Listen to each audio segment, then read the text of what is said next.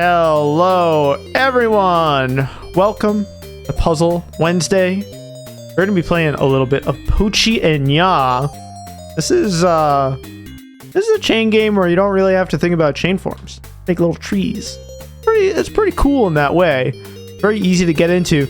Joining me on the microphone tonight, I have Deka, Fumo, Death Cult. Hello, everyone. How you doing, Deka? Doing pretty well. Hell yeah. You excited to get into a little bit of Pochi? I am. Hell yeah. Yeah, we're big fans of this game. If you ever wanted, like, if you ever thought, like, I can't really play the neutral of Puyo because I'm still, like, really focused on chain forms and all that sort of stuff, this game is probably going to treat you a lot better. Because you don't really have to think about that stuff too hard. Like, obviously there's a lot that goes into the game, but it's just not quite as the upfront learning is just not as difficult as Puyo. And I think you're going to enjoy it tonight. We have this beautiful background art from Kayat7, Pac-Man devouring all the things we like. Every puzzle game that has ever existed. And, you know, maybe not. We should definitely... How many more games do you think we can fit on this screen?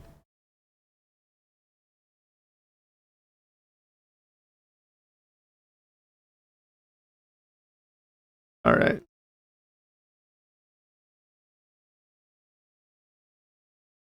Mixolumia, perhaps. I would love to see Mixolumia on the background. I think match calls are going out. We have our first stream match call between KirkGamer, Taito 619, going all the way from the Philippines. Is there a Meteo in there? Yeah, between the green bomb and the pill, I guess. Is that a fire? A fire thing from Meteos? Or is that from Panel?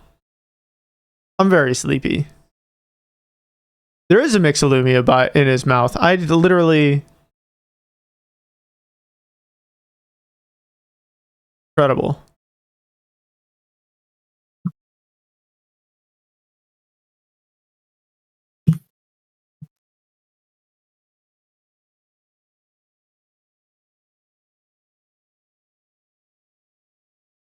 Still waiting. Oh, there we go.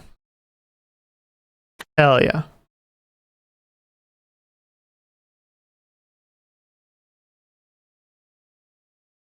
Kirk versus Kite.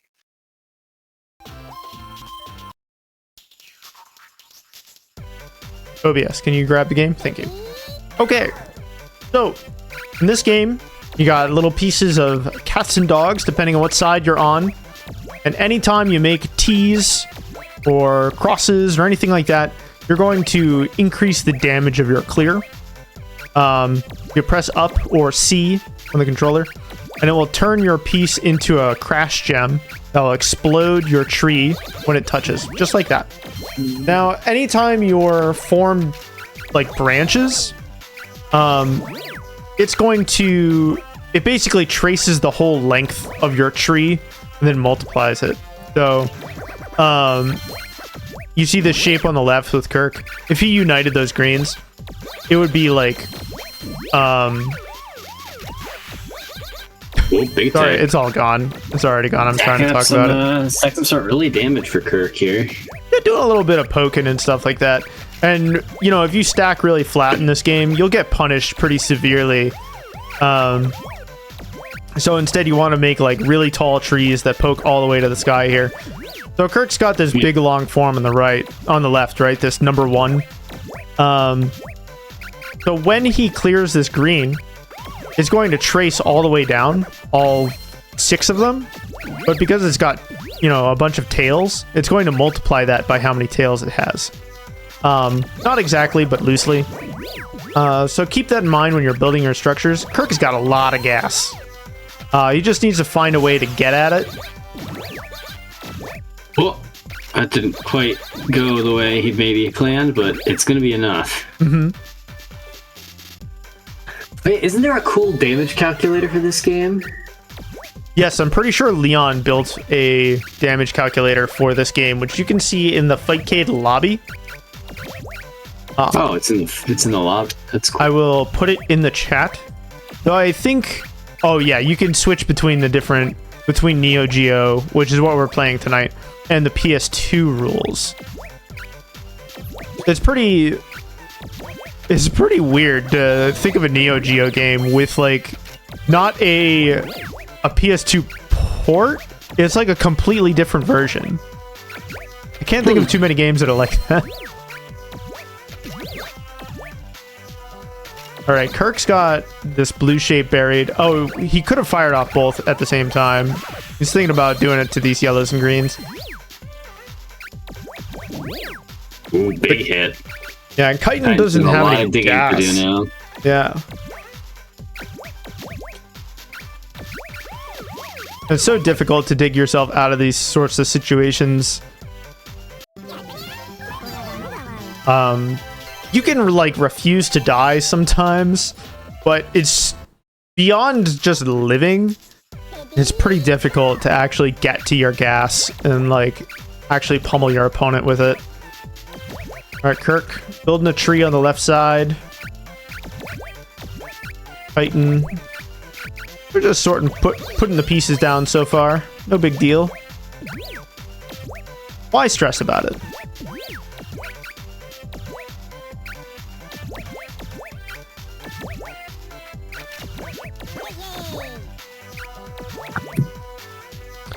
And Titan has this stray crash gem. Trying to figure out how to build around it. After a certain number of placements, your unused crash gems turn into garbage. Kind of funny, like turn into other cats and dogs or whatever. Yeah, it's to prevent you getting too cheeky with your chain setups. Mm-hmm. You don't really want to chain that much in this game, rather than building strong forms. There's no bonus for chaining. It mostly just lets you represent more damage than your opponent probably thinks. I did not know that there was no bonus for chaining. Yeah, you spent all this time learning how to chain, and it turns out you just don't need it. Not here, anyway. I didn't spend any time learning how to chain. Oh my god. Kirk's got this checkerboard stuff going on. And his opponent is looking a little bit imperiled.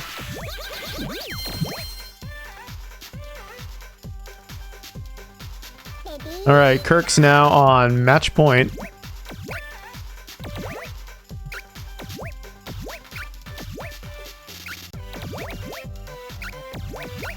Kirk's also playing a pretty good clip, which helps.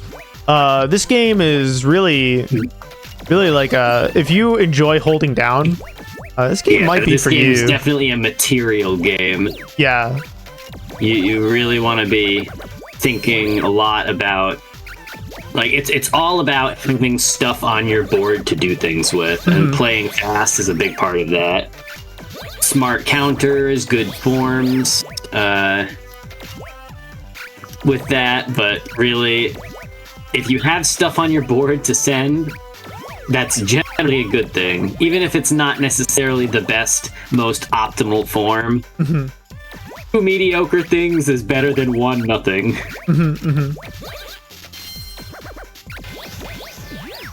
Yeah, I was talking to Leon about playing this game the other night, and he definitely described it as like a game about making trades in your favor. So like, yes, yeah, you make a strong form and you trade it in for your opponent's material, but if it's worth more than your opponent, than what your opponent built, then you probably get much further ahead. Especially because it's like kind of a zero-sum game, right? Yeah. Yeah, the only real exception to that would be is if your big chain that puts you ahead, leaves you with nothing to follow up with. And you give your opponent enough time to dig back down to their main chain. All right, congratulations, Kirk. Moving on up to winners round 2. We have another stream match for you. Deka v Androx. Oh, throw me to the wolves right away. Oh my god, Androx is definitely a gamer. I don't know how much he's played of this, but it will be interesting. I am but a casual Pochi and Nyaa player, so yeah, I will not be surprised if they've sunk more hours into this game than I have. All right, good old first 2. The old Pochi and Nyaa. Thank you, Oz. That's gonna live in my brain for a little bit. Isn't Androx a puzzle fighter player? I don't really know what Androx's main game is. I feel like chances are, if you hang out here long enough, like main game him. Yeah, that and like main game starts getting fuzzier and fuzzier, right? All right, we're in.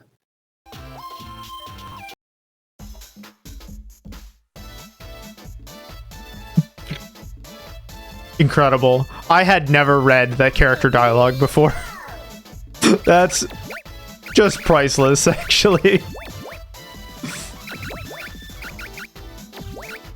Deka unfortunately drew like all of the colors all at once. A little bit of confusion. Androx building a similar build, which is kind of interesting. Just flipped around.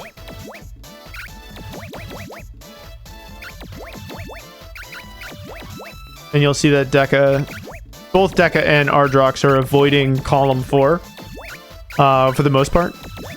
Because as damage arrives, so long as nothing falls into column 4, you are basically invulnerable. You really just have to protect that column. You should be fine. Androx got quite the attack here.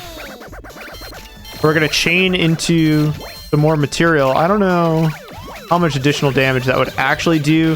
Deka taking it from the wrong end. Oh no! Oh, it doesn't matter. Androx held down.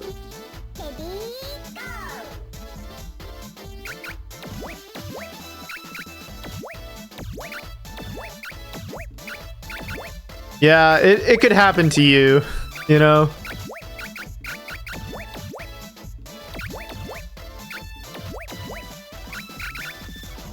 Alrighty.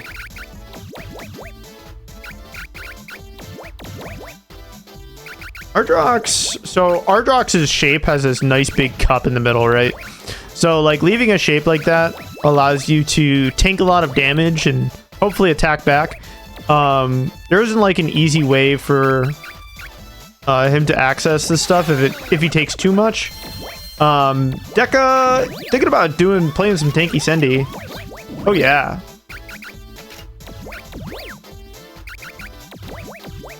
We'll do a little bit of chaining to open up. So this is one of the ways in which you can chain, or you can trade forms, right? Like Deka accepted all of that garbage and no longer has to worry about like trading all of it, only trading some of it. Whereas if he exchanged his form while it's in the damage counter, he's basically exchanging his whole form for that garbage, which is really unpleasant. Deka would love to find a way to get at this blue shape, but no easy way down. And okay, looks like we're finding it bit by bit, little by little. Deka decided that he would stash it unactivated so that way it wouldn't pop. A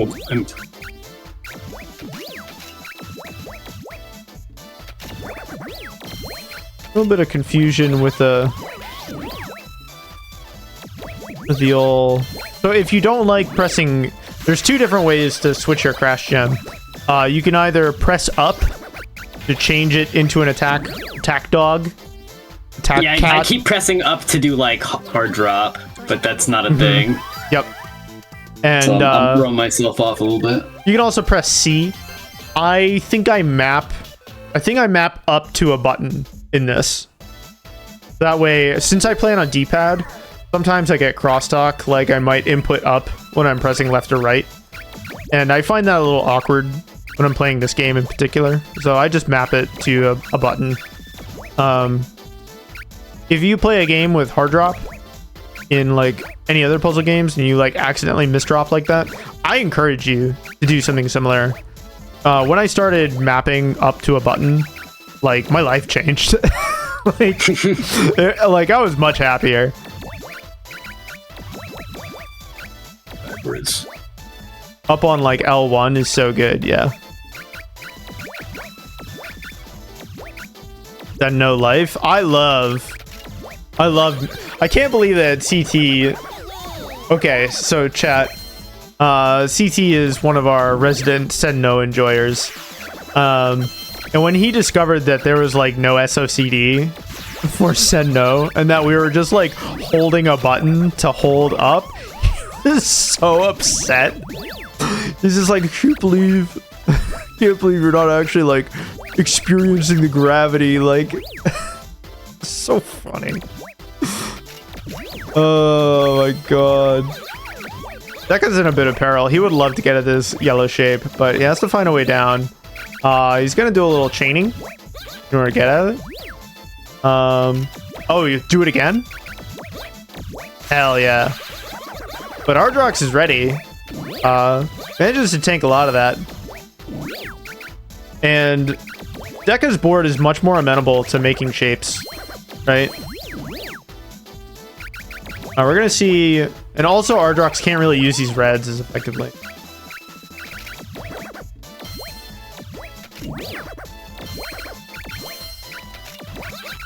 Little pokes are annoying, but I don't think they are substantive. Ooh, that one's annoying, actually. Yeah, you see Deka, like, flipping the piece around. Ooh, okay. Oh, alright. A little confused by what Deka was choosing there. Oh, Deka just barely reacted to that incoming damage in time to prevent the trigger from being covered up. Now getting all these blues, which is pretty great. Oh my god, that's so many tails. Okay. Is Deka gonna greed? Oh, you know he is. These pokes actually... I don't think they matter. They're starting to matter. Yeah, Deka is... Okay. All right.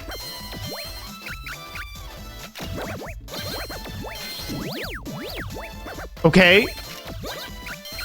All right. Androx is not... Yeah, there is a little bit of cornered animal gaming.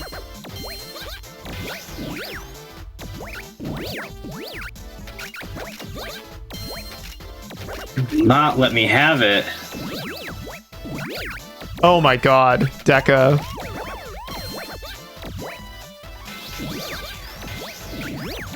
So as margin time increases, there's a damage multiplier. And it does make like your opponent... Oh my god. Just randomly poking out column 4. That's so funny. Sometimes that's what it takes. Yeah, definitely.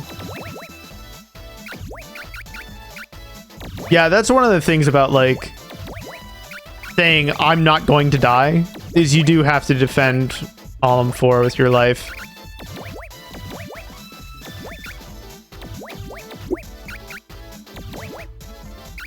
Deka doing a great job of keeping these colors separated, though. Looks like Androx, well, not anymore.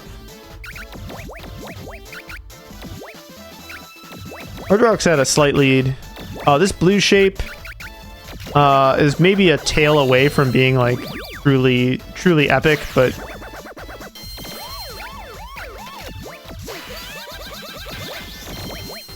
actually now the blue shape is fantastic.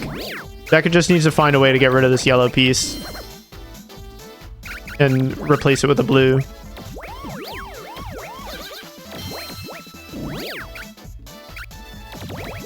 And so, like, even though Deka's board is, like, full of stuff, like, weird stuff, annoying stuff, it all low-key doesn't matter, provided that,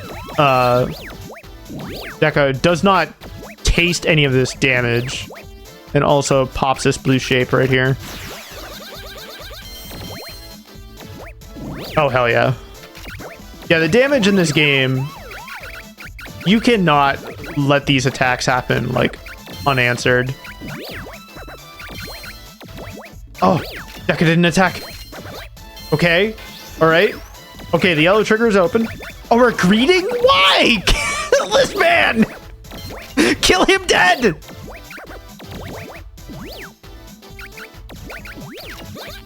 Okay. Androx is definitely tasting it. All right. Wow, we're just okay, we've decided it's all over. Yeah, there's the 150. Okay. Oh my god. 150. What is this? Unstack? No, this is Pochi. Even with the first round of margin time, damage gets pretty brutal. I don't think that was more than one. Oh yeah. The margin time multiplier ends up pretty quickly. Mm-hmm.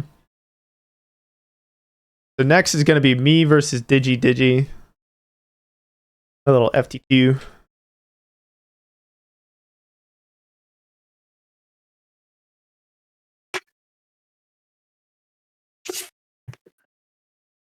All right, so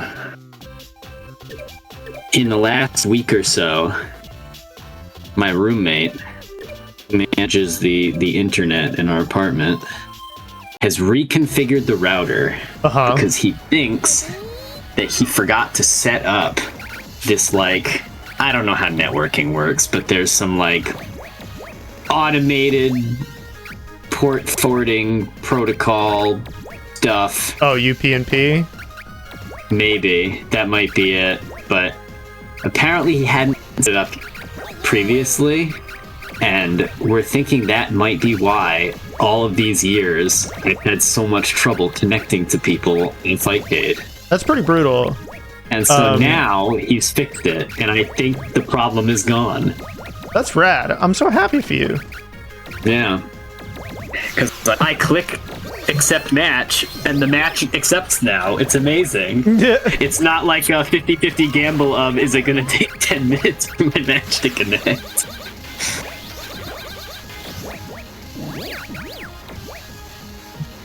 Ooh, nice chain into the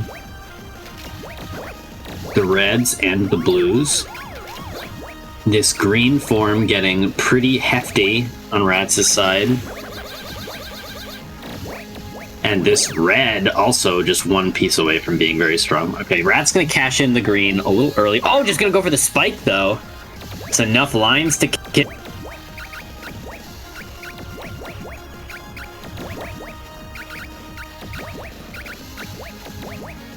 I wouldn't have screen watched well enough to have noticed that.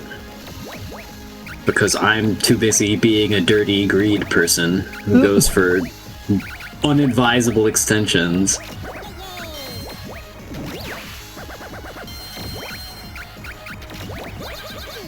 Alright, this double cross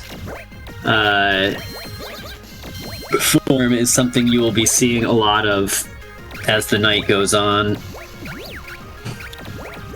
Just picking two colors and making a big spire on either side of column 4 for some tanky sendy action. And then once you cash those two colors in, you switch to the other two colors. And if you do it right, you can keep up a pretty consistent offense. Ratttz has just immediately transitioned from green and blue to yellow and red, and already a lot of yellow, and the red is soon to follow.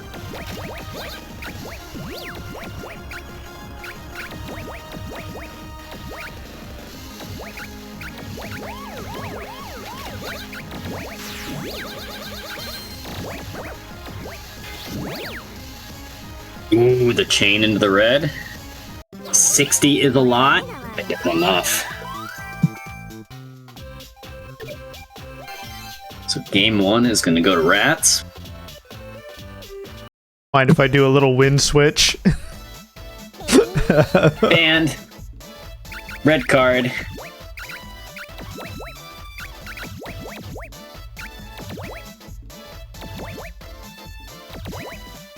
Wrong with a little win switching. Like, just between friends. Luckily, in this game, luckily or unluckily, depending how you want to look at it, the characters don't actually do anything, so win switching is no big deal. Alright, DigiDigi building a very flat pattern here, but cash in these yellows early. Unfortunately, Ratttz was paying attention, is going to get to counter most of it. So the yellow stack is a little disrupted now. It is 2 small stacks.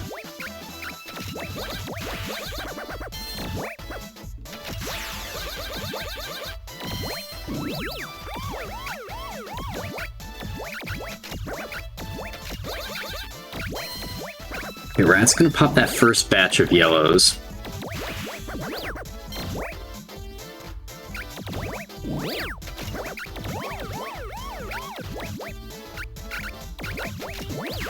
Ooh, unfortunately that hit pretty hard. Okay, yeah, Rat's going to dig a little bit here, but that collapses the yellows on the left side. And the rules for blocks like that are very funny.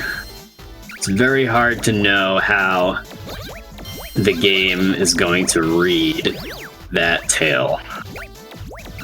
Because sometimes it reads it as splits, even though it doesn't say it does. And other times it will just terminate your chain, basically. Alright, but now that all these yellows are connected, there's a lot of damage potential here.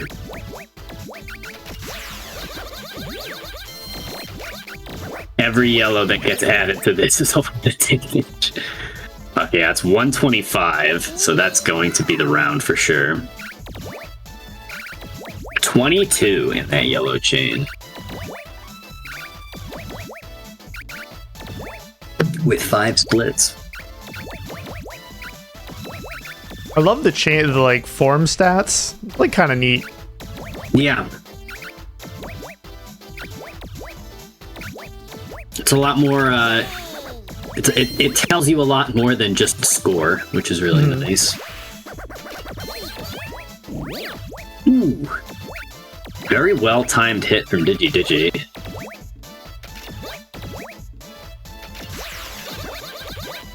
Brat's gonna have to do some quick digging. Finds the yellows, though.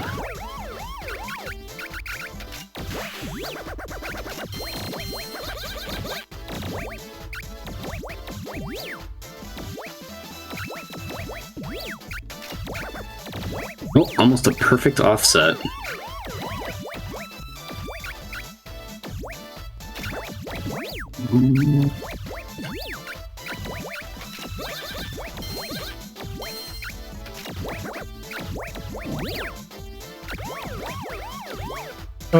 Can I get the piece? Where is the piece? There it is. Good lord.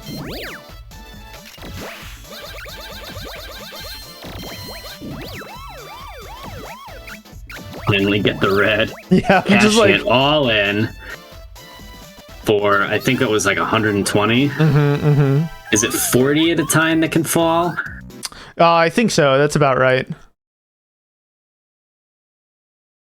All right, so Rat's gonna take it to O. All right, and now I get to play Note. Time to Hell donate yeah. my elo to the greater good. Actually,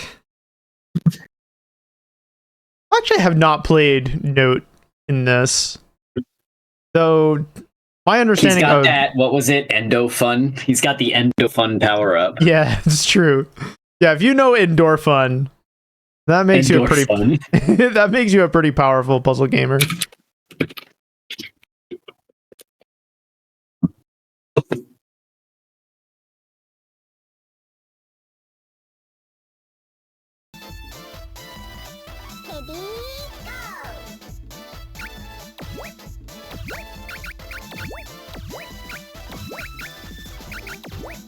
Alrighty. Note well on his way to making little T's and crosses. Ooh. Note is committing to a very flat stack here. I don't know. It probably is not going to matter. But when you see something like this, like, you can just poke it, and it's so disruptive. Even if it, like... Even if your opponent reacts... Oh, God.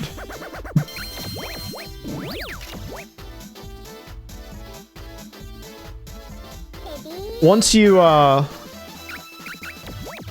form gets to, you know, the 40, the single wave of garbage, you can poke the vast majority of structures your opponent can build. So, like, paying attention to that, and when your opponent has a flat stack, can, like, really, really change the game for you. As players get stronger, like, some of that stuff starts to change. So, like, when I'm playing, I might look at my opponent's piece queue a lot. It's pretty solid. But Deka is cut off from any way of offsetting this. And Note just needs to find a yellow trigger here, and it should be good night. Yeah, that's gonna be... Oh, no, I placed that wrong. Oh, never punished. Now, here comes the 60. No, that's not enough. Oh, wait. Well, I don't know. Oh, yeah, just send it right down the middle, yeah. Do you see how, like, even though that was a decent chunk of damage, you can tank a surprising amount of stuff if you work on the center board. Ooh, Deka, hell yeah. This is the like, mini T, mini cross. Is a great way to deal with incoming damage from your opponent, like the incoming pressure and stuff. He's super dead, though. Yeah. Oh, brother. Note, playing clean. Showing us how to make a T, how to make a cross.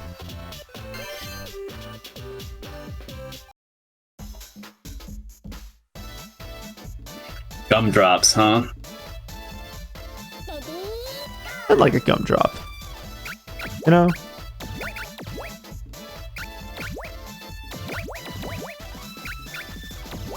Alrighty.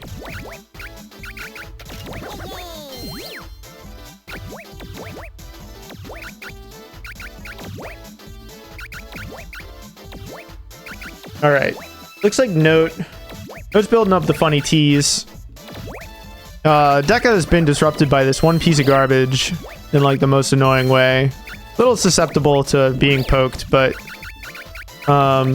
if he manages to pop this blue form, then he'll be able to unite this green into a nice strong shape. Ooh. No. Well, not looking good for me. Yeah, Oh, it's yeah. okay. Yep. Well, I'm just not quick enough. No, it's just totally outpacing me. Yeah, this game's not APM heavy, but it is, like, value heavy, if that makes sense. Like, you have to be efficient in getting value from your shapes, from your pieces, from your forms. And playing quickly is part of that, but solving the puzzle of, like, what piece goes where when is pretty huge. Like, I'm pretty terrible when I'm building a tree. like after I fire it, that like now what kind of moment. I'm pretty terrible at that. Oh no, just Deka took one too many lines. Okay. Okay. How will our hero get out of this one? Oh, like this. We'll chain into it. Oh, that's it? That's such a shame. Because, like, if Deka had just a smidge more in terms of damage, he could really punish some of what Note's doing. So Deka has to watch out for this mini cross. Yeah, we're actually sending in order to hopefully punish it, but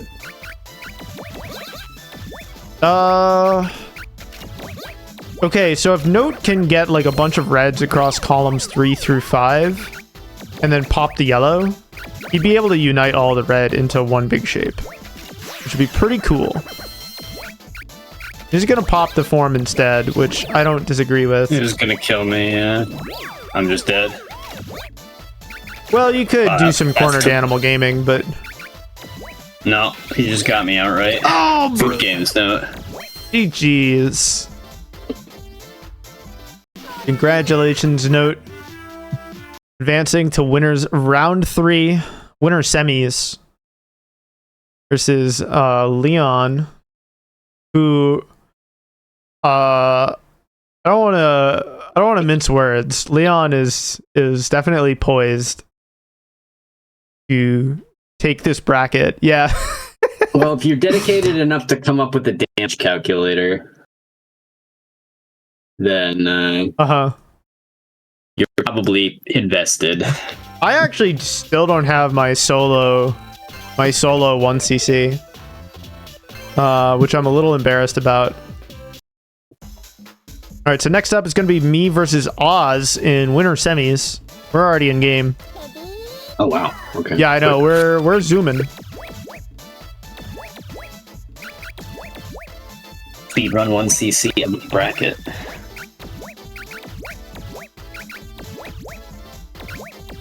Oh, whoops.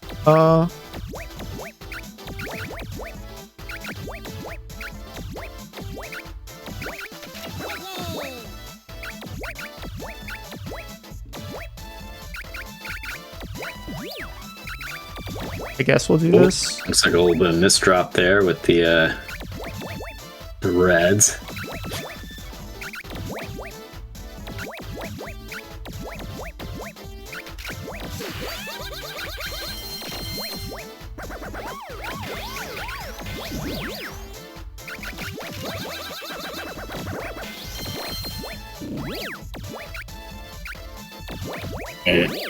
Us taking that from the middle means it's going to do quite a bit less damage, but it still does a heck of a lot. So Ratttz has some digging to do here. And do a little bit of top board building. Grab that T for the offset. Really wants to dig down to these greens.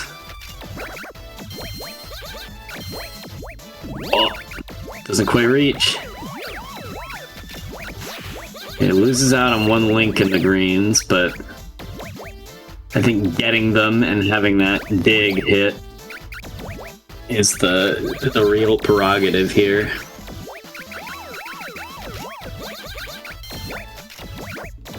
Oh, and Oz... Oh! Never mind. Oz can escape if they so desire. But they don't have any room left on the board to place pieces, so that's going to be it.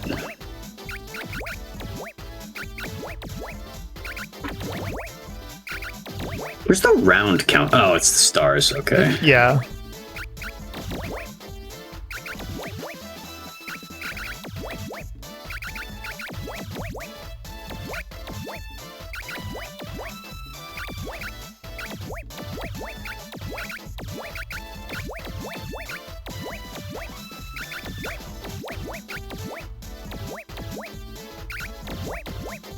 All right, Ratttz with the little curve in the mills to allow these greens to drop into a nice, a big mileage may vary. Yeah.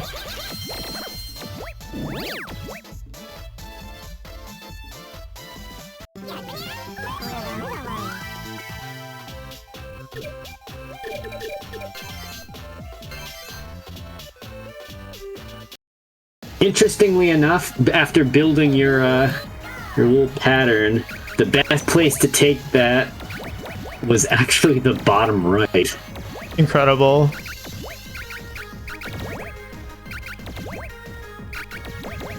Yeah, the way the game reads blobs is very finicky.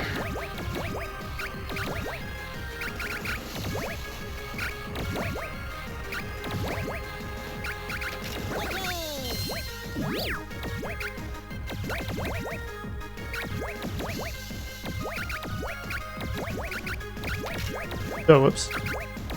Oh wow, we've got quite the stack building up here.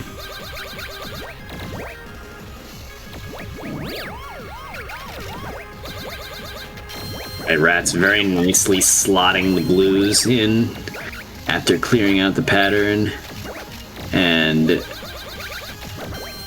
we have some emergency digging to do here, but it's not enough. A little bit too much greed from Oz. Needed to maybe pop the pop one of their stacks a little sooner.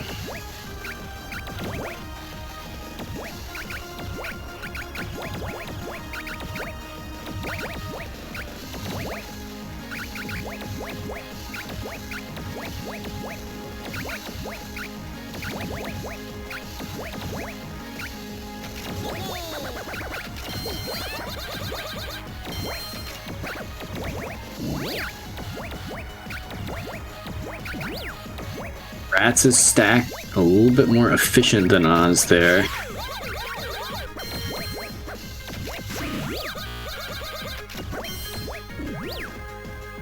Ooh, and that's a big hit.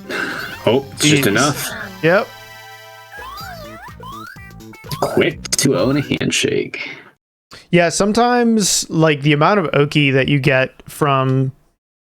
If your opponent does not offset, the amount of Oki that you get is pretty huge. Like, you can often just swing into another, you know, like 40 attack and then just explode your opponent.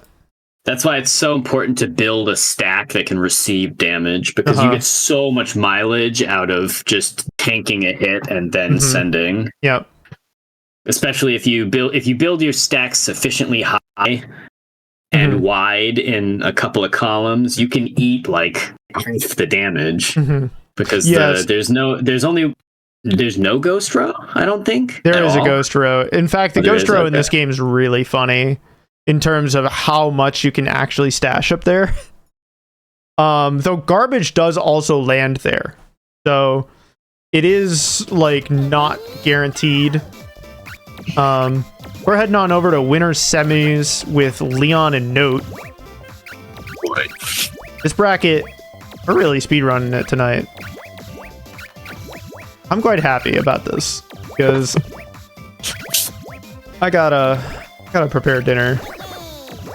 I'm a little homemaker rat. Okay, Leon opening up this shape, pondering how he's going to send damage over. Note doubling up, but this leaves Note with nothing. Yeah, and Note Leon is in with a lot. pretty weak position defensively. Really has to slam those pieces down. Okay, yeah, just has to commit to the offset right away. Does not want to let their flat stack get buried, because with the amount of material Leon has on board, Note will never find his stack ever again. He loses it. Yeah, with this like really flat shape, you only need to send a couple of lines before your opponent is just like basically locked out of their board. Yeah, Note is just in a an untenable spot right now. There's just way too much to dig and not enough time or space to do it. Yep. And also, look at how clean Leon was, like, getting that yellow shape on the right side. I thought for sure that shape was sort of just going to be a weird squiggle for a long while, and then he just united them quite beautifully.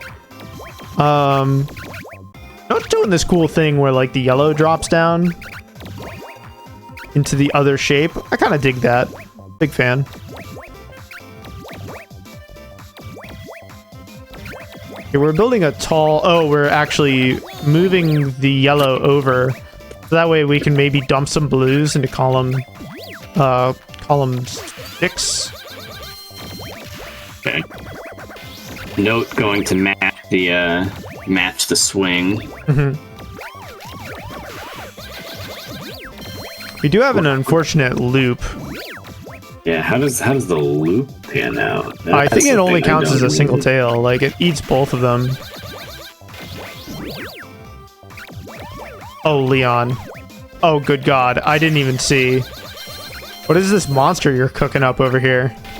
Good grief. Oh, wow.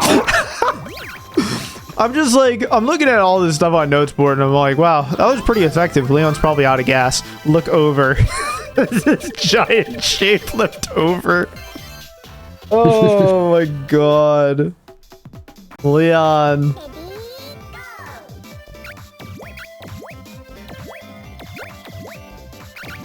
Yeah, it was funny. Leon and I were hanging out playing this game, and he's like, gotta check out this set between me and Masa. And I'm like, yeah, I'll you know what? I'll take a little peek. I just want to know. I want to know what you're cooking. And it's 5 hours. Oh my God. I'm just Into like the vortex. Like, listen, man, I don't want to go into the lab that deep. I don't need to drink that deep, that greedily. Oh my God. We got another flat stack situation from Leon, and that is going to close out that round.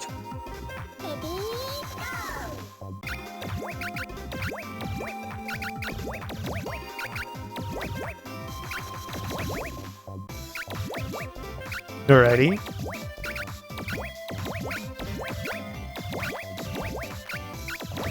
Okay, Leon building the tree, the right-hand side.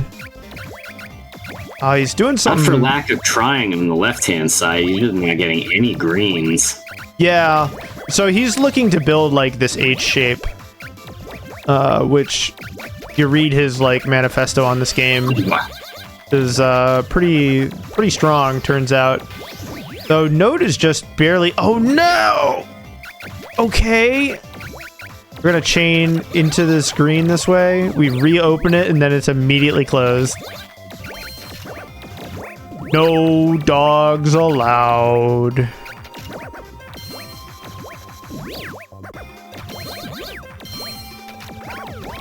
Oh, Note's so close. He knows. He knows that as soon as he can get this... Okay, he's finally got it. But Leon, in the meantime... Leon has a red, and he has a big red. That is a lot of damage. And now Note just has absolutely nothing left. Just no material on board. And no space to build anything either, because it's all filled up with garbage. And Leon can just focus on making, like, mini T's and crosses. And that's all she wrote.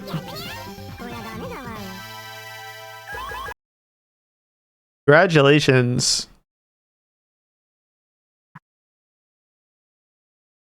Gotta double check, see what the TOs are. Okay, we're gonna take a brief break. I want to tell you all about some upcoming events here at Puzzle Wednesday. We hope you're enjoying Pochi and Nyaa, but we have a lot of other games to share with you on Wednesdays and also even Friday. This coming September 4th, we have Tetris 2. Tetris 2 is really more of a Dr. Mario 2. You're matching your Tetraminos all have different colors, and you're trying to match them against flashing blocks on your playfield. Every time you chain, you increase gravity for your opponent, which is pretty severe in this like sludgy feeling game. It's pretty neat. It's got really strange pieces, and I think you'll really enjoy it. September 11th, we have a Calcolo. This is somebody in the laboratory, you know, they are chopping up puzzle games, and they just slap together a shmup and a Puyo, and this is what came out. Calcolo, all of the pieces have different numbers, and that's the match requirement for those pieces. So 2s, 3s, 4s, 5s, 6s, 7s. You use your little shmup ship to move the pieces around. They're just always automatically falling. And you can also even shoot and explode the pieces to send over nuisance over to your opponent whenever you're not chaining or building a chain. It's even got a character meta. Like, it's a surprisingly involved, really interesting game, and I think you're really going to like it. One of those really dank, deep hits that the PS1 has to offer. That Friday, September 13th, we have Puyo Puyo 2. We're playing the arcade version. We've been playing the Mega Drive version this whole time, but the arcade version has finally arrived to Fightcade, and we think it would be pretty cool to check it out. So we look forward to listening. I think it's got different audio than the Mega Drive version, maybe different art too. Like, it's arcade hardware, right? So we're looking forward to sharing that with you. Then the following Wednesday, we have Puzzle King Tetris. This Tetris is very different than what you're used to. Rather than sending garbage when you clear one or more lines, it sends over a volley over to your opponent. And that volley... this game. Oh, yeah. If you get a double, your damage is enhanced by your character's attack stat. And the volley moves at the speed of their speed stat. Anytime, if a volley is approaching you and you make a line, it will reflect that volley back at your opponent. So, and add to it, right? Yes, it will. This is one of the most interesting versus Tetrises I've ever played, and it is, you know, most people would write it off as like Korean jank, you know, like a Korean bootleg, but this is one of the best bootlegs I think I've ever played. And it's hideous. The bootleg has sauce. The bootleg has so much sauce. This is like the primo Kusoge. Primo, not because it's ugly or sounds ugly or whatever, like that is true, but it is just incredibly good. It's honestly better. It's a better versus game than some mainline Tetris games, which is wild to me. So that's all, folks. Hope you check out all of those brackets. We have even more brackets available for you in the Discord. You can also check out our challenge page. Go to challenge.com/community/Puzzle Wednesday. Check out some more brackets there if you don't want to chill on the Discord. That's going to do it. We're going to head on over back to the tournament zone. We have a losers match to stream. Heading on over to... Where do I have the thing? It'd be me. Losers round 2. That's Leo. Right. Afro. Losers round 3. There we go. Ready as soon as he is. I don't know a whole lot about Afro Lord, but it's been showing up to some brackets, and it's pretty cool. So, and also, like, I enjoy Pochi, so it'd be cool to see some matches. I'm pretty casual, but hey, where'd my window go? Whoa! Oh, I timed out. That's what. Ready to go. Deka losers. Yeah. Nice. The doozers.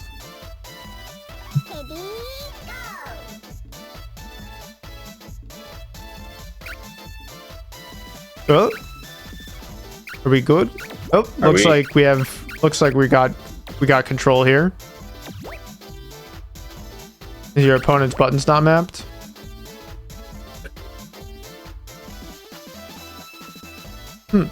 Cool.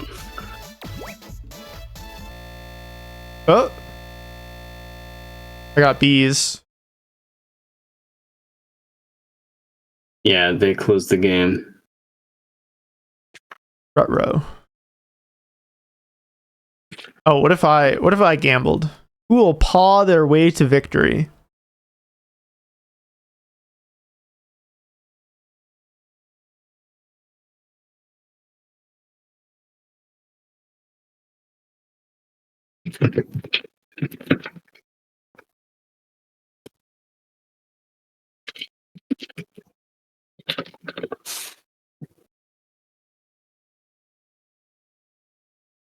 Yeah, I had already joined your game. I don't know if you can see the eyeball or not.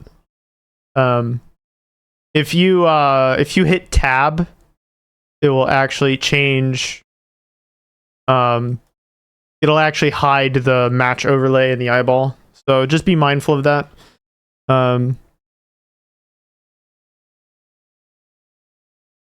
Sometimes when I'm recording footage, I turn the overlay off. I didn't know you forget. could just press tab to toggle it. Yeah, it's kind of nice, actually. You can make it bigger too. That's cool. Yeah, I usually have it on big mode. Big mode. Actually, maybe I'll turn it off here. I love how these two, they just love each other, you know?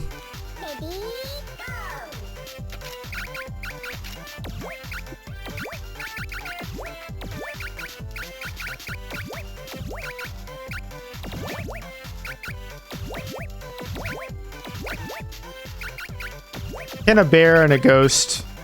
Beef wins. He's a ghost? I thought he was a... Oh, wait, the dwarf? I thought he was a dwarf. Isn't he a ghost? It's a ghost? I don't know. I don't know. I've never seen his legs. Well, that would be good, the good metric to judge by in a Japanese game, right? Leon's a lore respecter, so maybe Leon can tell me. Is Graber a ghost? Alrighty. Both these players have pretty great boards, actually, but Afro Lords is a little flatter. And so when this garbage arrives, yeah, it's gonna be a little bit difficult to get at it. And now Deka can probably just double tap and take the game pretty cleanly. That's more optimal.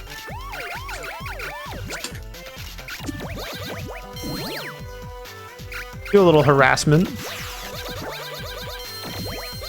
Then we'll just body slam our opponent. No big deal. Oh, yeah.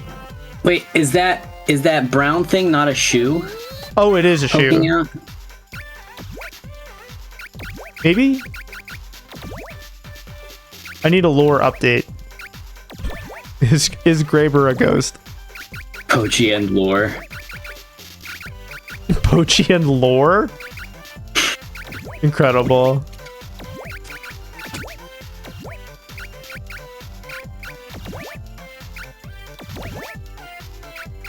Alrighty, Deka making a little tree. Afro Lord's kind of doing some interesting things with like cutting shapes up and then splitting and remerging them, which I definitely respect conceptually. It just looks really vulnerable. So like either this blue or yellow shape I feel like would probably bury a lot of this.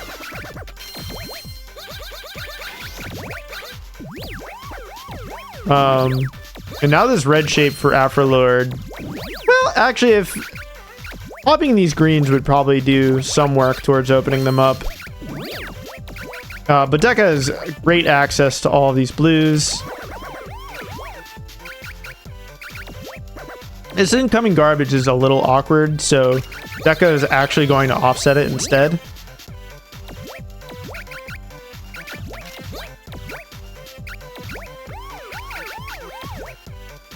Well, that's a loop. Oh no.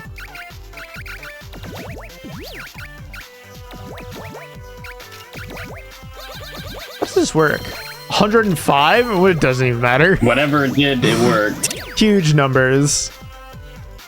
Clearly the lore is he fools everyone into thinking he's a ghost. So when he goes in for the attack, no one anticipates a quick kick in the shins. You know, that's plausible.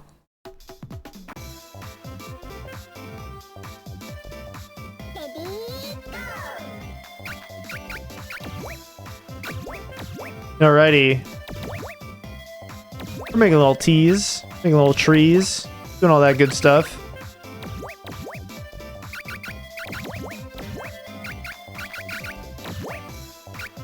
Looks like Afro Lord's building kind of a cup over here. They're gonna try and collapse the greens in by popping these yellows, which is kind of cool.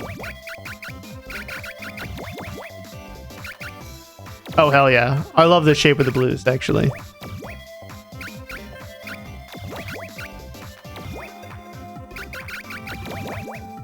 But Afro Lord has a very flat stack. And if Deka...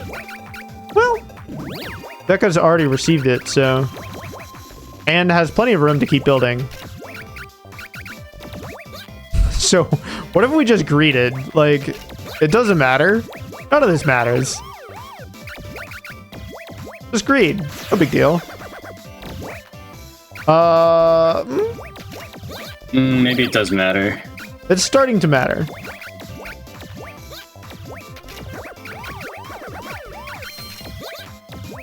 Deka is scaring me.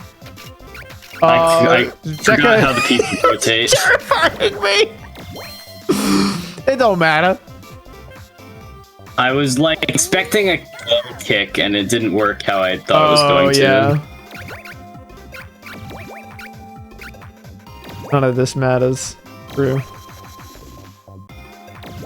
I actually played that clip for staff prior to the tournament. This is because it was on my mind. Oh, brother. I'm normally not an Aqua Teen person, but that clip in particular really tickles my funny bone.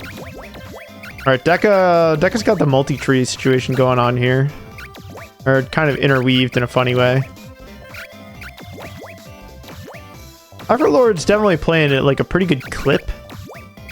And Deka has to think about it a little bit.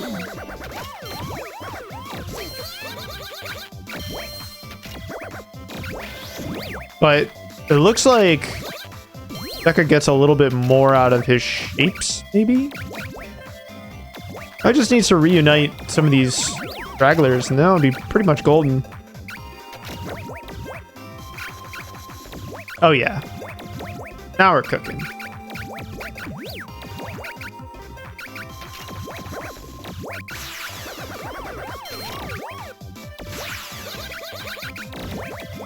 Deka's able to offset, but no major structures left. And we're sort of pondering how we're going to best do things. I actually love the paciness of Afro Lord's play. Like, very confident, very in control.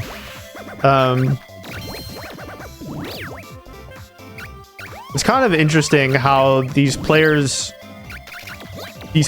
like behavior like are very different, but they still get an even game. One of the many cool things about this game, frankly.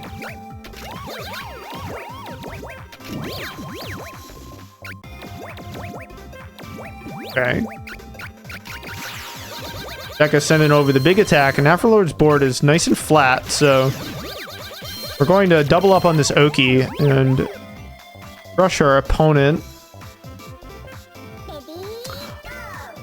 Deka's on match point, but Afro Lord,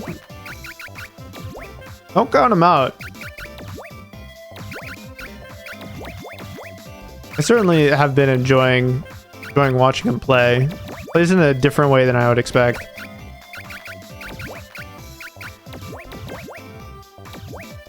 Oh, note. That is dreadful.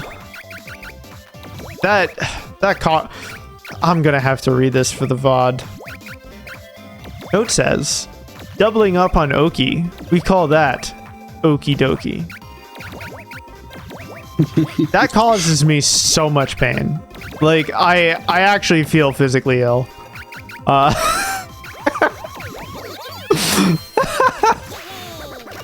Deka, yeah, he can tank all this. It actually does not matter. He doesn't get a huge amount of value out of this green shape. Yeah, I just was getting, like, pieces they didn't want. But now he's able to reunite this yellow shape, which is actually huge. Afro Lord needs to find a way to detonate this green shape before Deka actually pops this yellow. All these blobs, I don't know if they're going to work out all that well. I actually don't know why Afro Lord is greeting on this.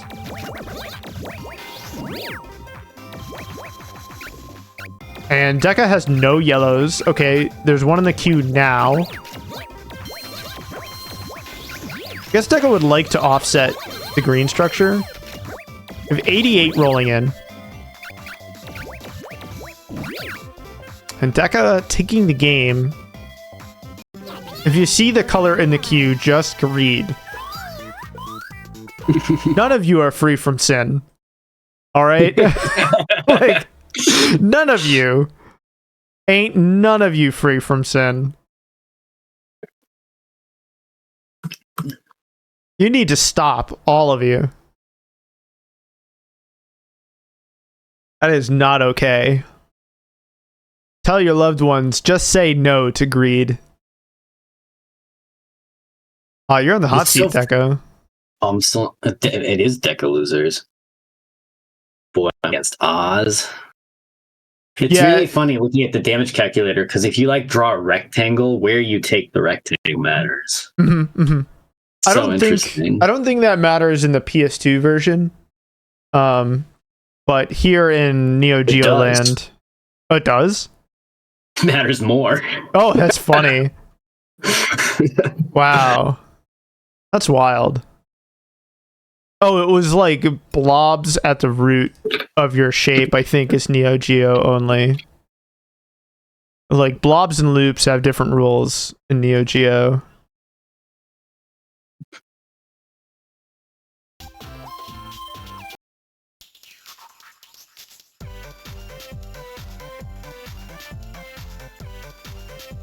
I have to look up Pochi and Nyaa lore, like, I gotta know.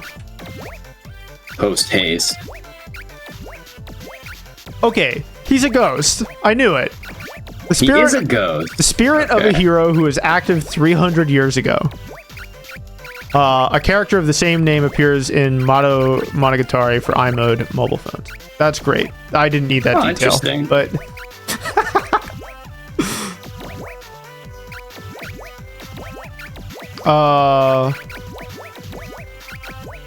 Deka's actually got this pretty cool, like, triple tree thing going on.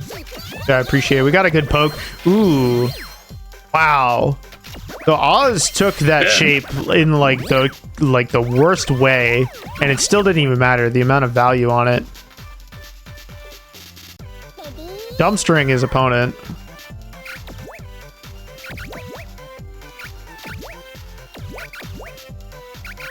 Oz does have an advantage. Plays Puyo, which means that he knows how to hold down, you know? And I don't, so... Play Puyo or know how to hold down, so double disadvantage for me.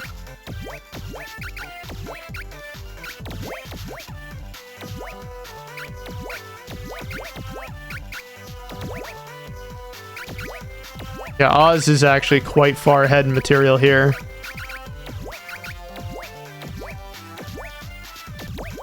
If Oz can find a way to... I shouldn't have greeted. I should have popped the blues. Oh, yeah. Yeah, there's no way you can offset this now.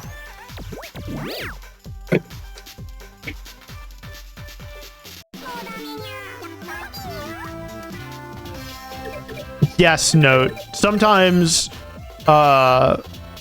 making stuff tall first really matters, especially if you have a bunch of doubles like that.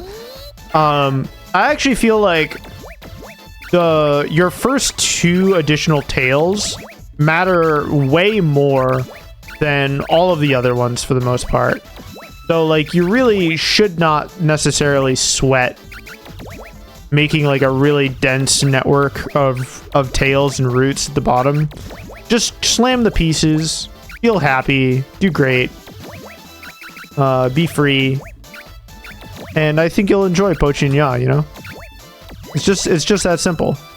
We have a big surplus of blues here. Neither player seemed ready for it. Yo, we're reading each other's minds over here. Got the same brain cell. Okay, Deka is looking to build a new red shape here. Decides to cash it in, so that way hopefully he can offset some of this, but unfortunately That did not come up, so it really working out. I'm dead. Oz keeps on taking these from the middle of the thing. It's actually giving me agita.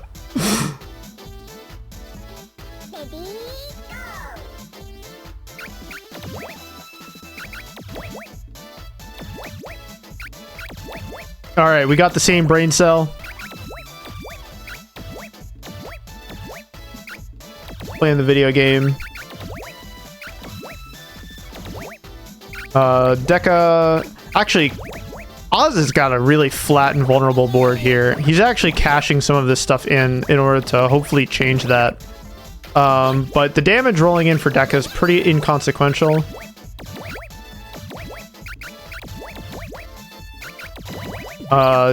If Deka found a good poke here, it'd be pretty solid. But... Well, forgot a poke, I just needed main chain. And it still isn't enough. Oz is on match point here. Okay.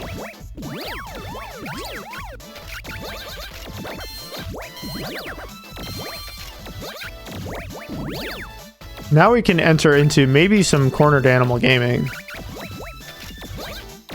Game will let you run a game plan like that. Though you do have to get fast at making like crosses and T's at top board. No, GG's. No, he's got the whole... Oh, he didn't actually need the blue shape. Nope. GG's. Congratulations, Oz. Moving on up to loser semis.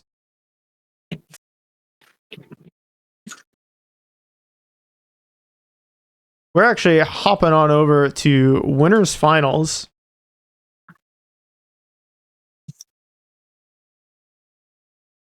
And let's see how this goes. I am not confident. Leon is quite good.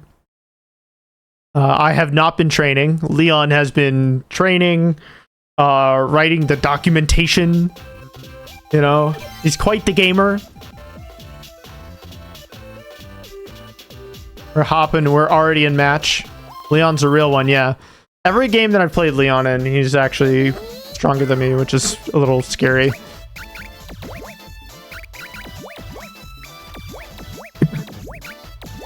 All right, let's see if Ratttz can keep pace.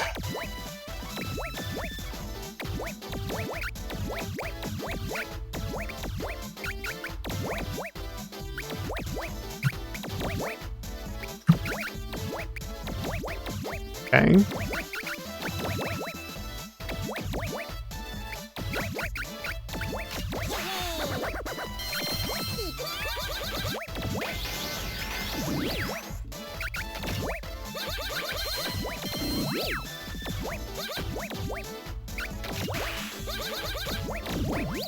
All right.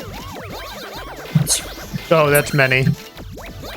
Swings trading hand, but Leon has a very large block of green that he's going to convert into like 9 rows of damage. And that is fatal.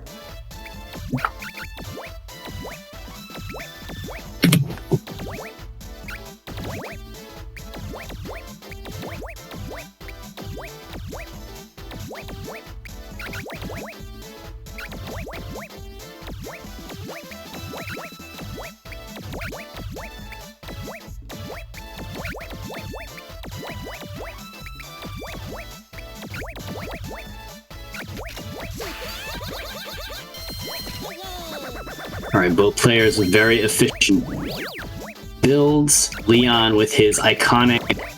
Leon's board, as you watch him play, you will notice he does a very similar build every time. He's got these, like... Oh! Looked like a little bit of a misdrop. And... I thought I was ahead on... Oh my god. So if I had my piece, if I had put it down just a smidge earlier, I would have gotten my green shape. And I would have been able to offset it. But instead it accepted all of the damage rolling in. Oh my god, what a heartbreaker. But them's the breaks. Them's the breaks.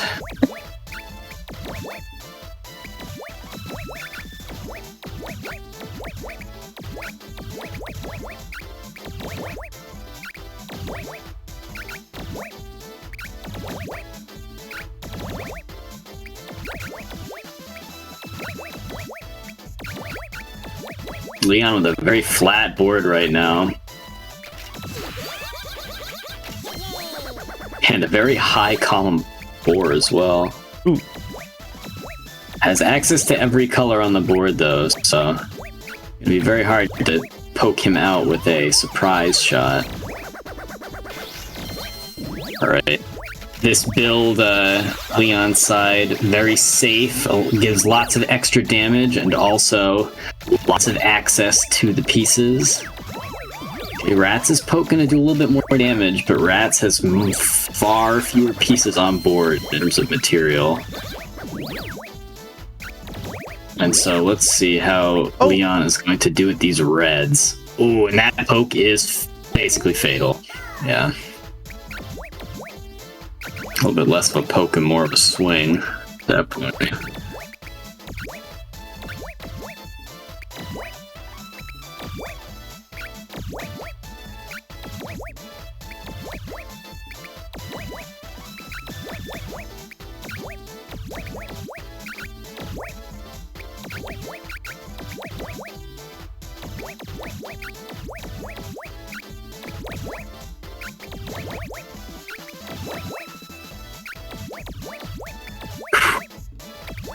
Just the efficiency of Leon's stack assembly to be feared. Okay, both players popping the Leon's chain, just far more efficient. And the Oki is there.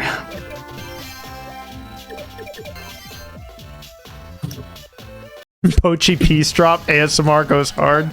Thank you. I'm like, I won't lie to you, I am trying quite hard. Like, he plays quite fast. Leon plays incredibly fast. It's like he's on G20 or whatever the Tetris gravity is called. He's just holding down.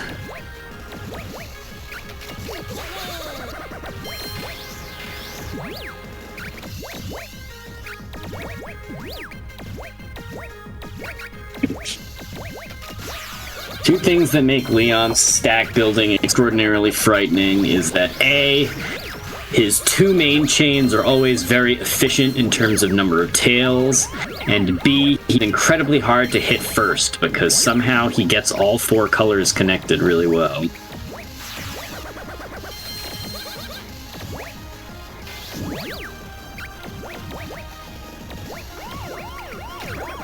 Ooh, this 31 damage is going to be very sticky on Rattz's side of the board. Oh, yep, and that's fatal. So Leon looking to take this here.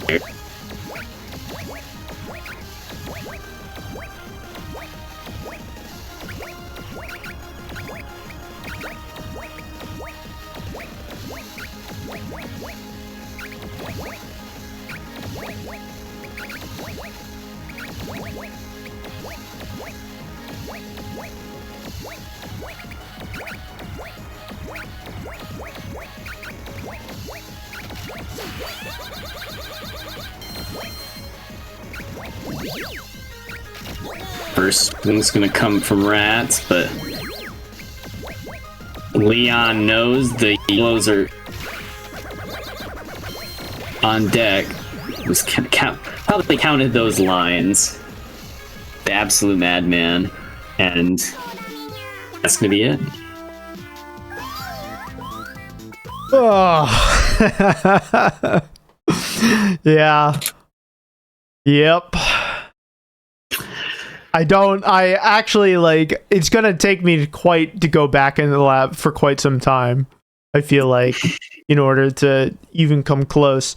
Masa is about the same level, but she played she's the other half in that 5-hour set, and she's like, listen, I've played enough of this game.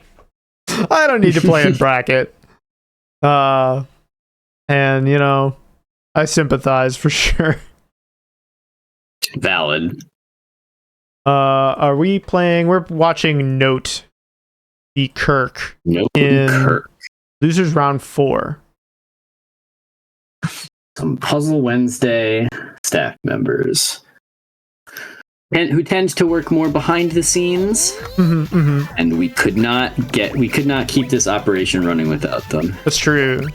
Yeah, Note's an extremely diligent person, who's just always on top of things, really quite helpful. In between volunteering to TO and even running commentary every now and again. And Kirk is much the same, though mostly on the TOing front. Kirk's board is a little disorganized, but Note hasn't, like, no kind of blocked off access to this red shape and no obvious way to build on it. Kirk's got the big F. Let's say big F in chat. Hard to see who's in the lead right now, because Kirk doesn't really have access to his material, but he's got material. Well, I feel like if Note just, like, continually harassed here, it would be pretty difficult for Kirk to actually come back.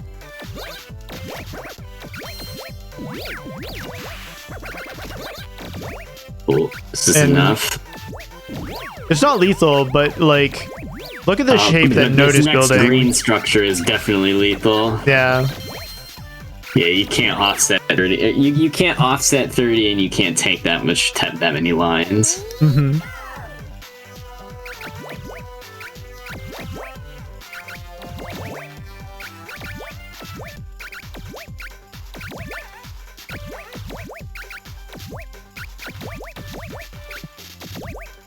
Work with this funny submarine stack. The big salami stick cutting his stack in half. He's definitely scheming here. I don't know how this.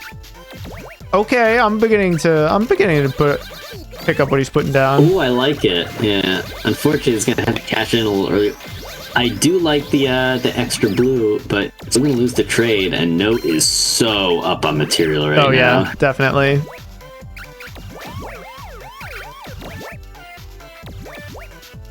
Oh, and that green-red piece is just devilish. Alright, the poking begins.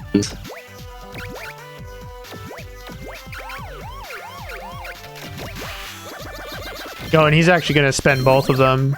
Yeah, the little double tap. Yeah.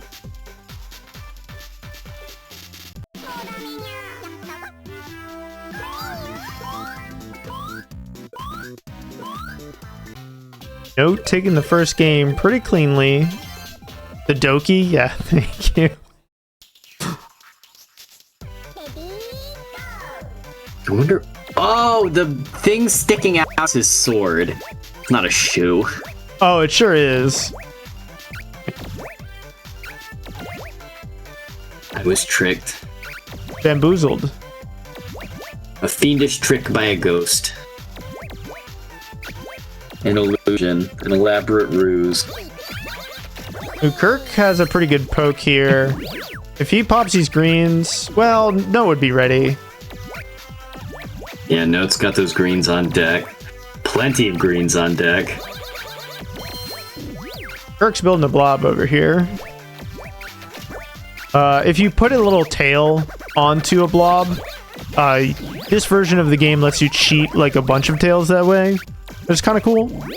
But the architect, the super fan of that building style, is not playing tonight, so you probably won't see too much of that. But Kirk is kind of drowning here.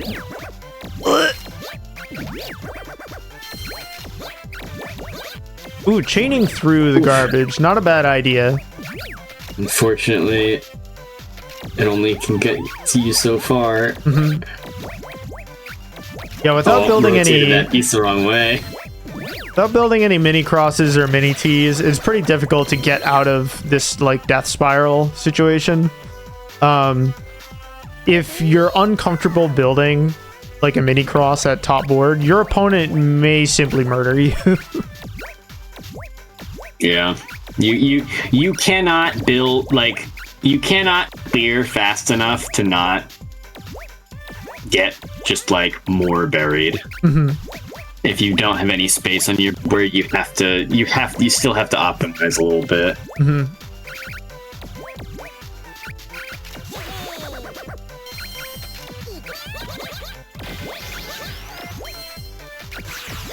Ooh, Kirk's got a pretty convincing looking blob here. Fortunately, Note cashes in everything.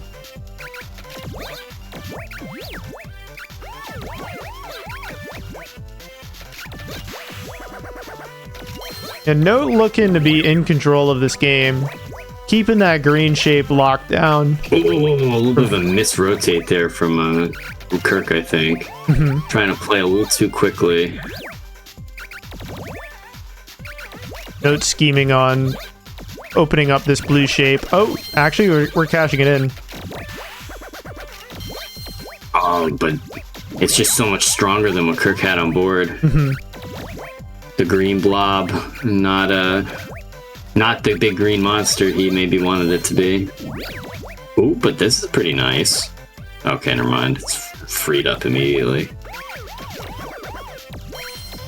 Ooh, that's an unfortunate collapse, but the damage is enough. What a weird blob. I had no idea it would deal that much damage. Yeah, you kind of want to... It looks like...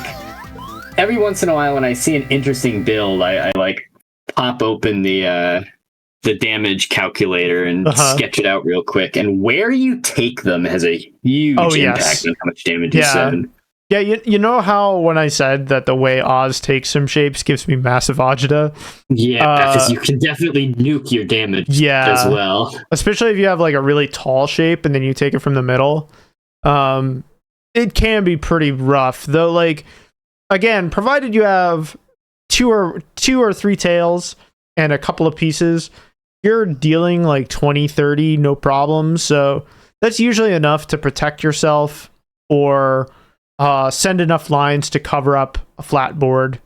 So sometimes it doesn't matter. But if you are looking to trade or like be more efficient than your opponent, then it kind of matters. All right, so we're heading on over to loser semis.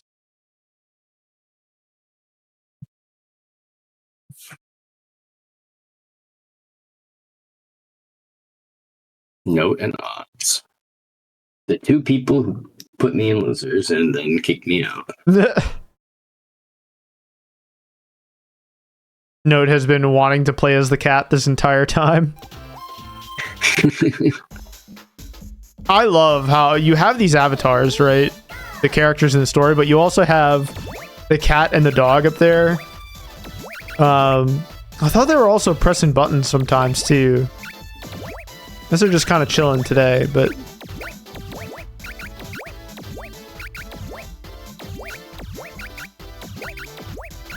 Oz with a very flat stack here. Also a little bit disconnected. Maybe looking to play the long game. Hopefully, hoping Note won't poke too hard. Okay, the yellows are coming into fruition.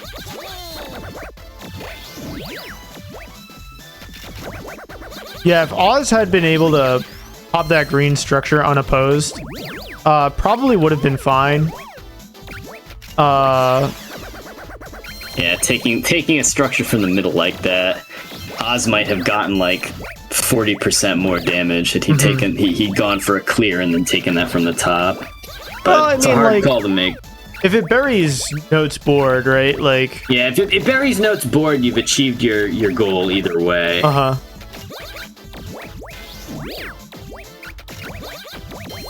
So Note is responsibly making a mini T there, which keeping that up is going to be pretty huge. And here comes 20 more. So here's where Oz's speed is really going to pay off. Definitely. Oz building a structure upside down. Maybe taking this green from the bottom, almost the better play now.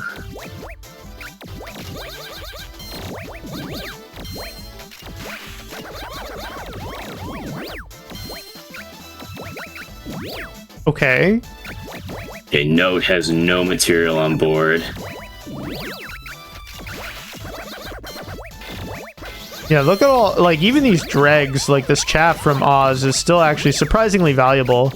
He could make a little boat. He's making a T instead, which I definitely appreciate.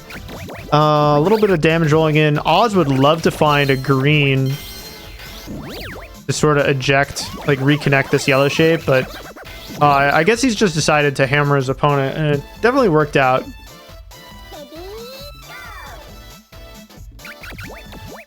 Oh, do they start pushing buttons as margin time rolls in? That'd be kind of cute.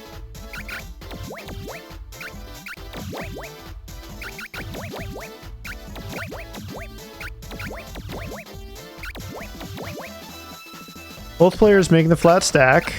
Typical. I like this shape, this blue shape from Note a little bit more. Yeah, lots of center accessibility. Lots of T branches. Oh yeah, and that collapsed very nicely. Though it is a little scary that this is all in column 4. Well, Oz needs if Oz attacks this green structure before Note drew this red, that would have been huge. The fact that Note's able to offset this is kind of not great for Oz. Because like all this stuff is like ready to go.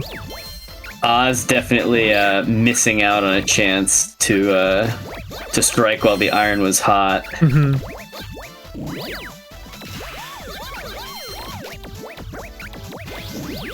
Color dependencies are not like that common in this game because like you have pretty ready access to all 4 colors more or less all of the time. Like there's just not that many colors. But when they do happen, like they do provide you a window to really attack your opponent. Ooh. Note not being able to, yeah. This is devastating, actually. That's some sticky damage. So Oz is looking for Oz cashing in all of these like little miscellaneous bits and pieces as he waits for blues. But it's not enough to kill Note outright. Okay, that is.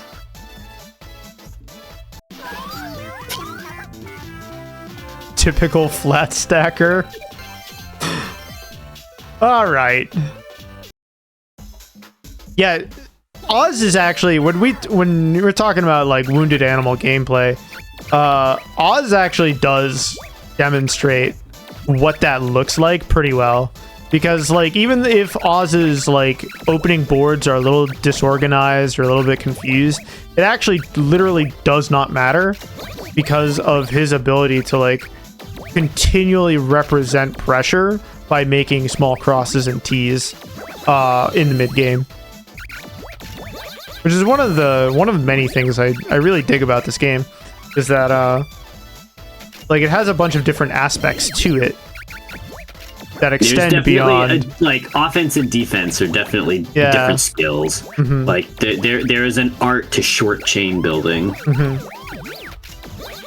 Yeah, being able Though to in many make scenarios, it's an art that you don't really want to have to use. Oh, Oz's screen. That's such a great interaction. Wow. Wow. I was waiting great. for the nastiest moment to take those reds. Yeah, I was like, are you gonna do it? No? Well, I am. No, well I am, yeah. Playing chicken.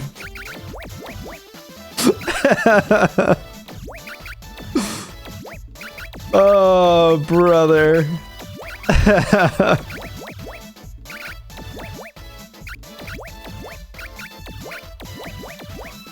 Incredible.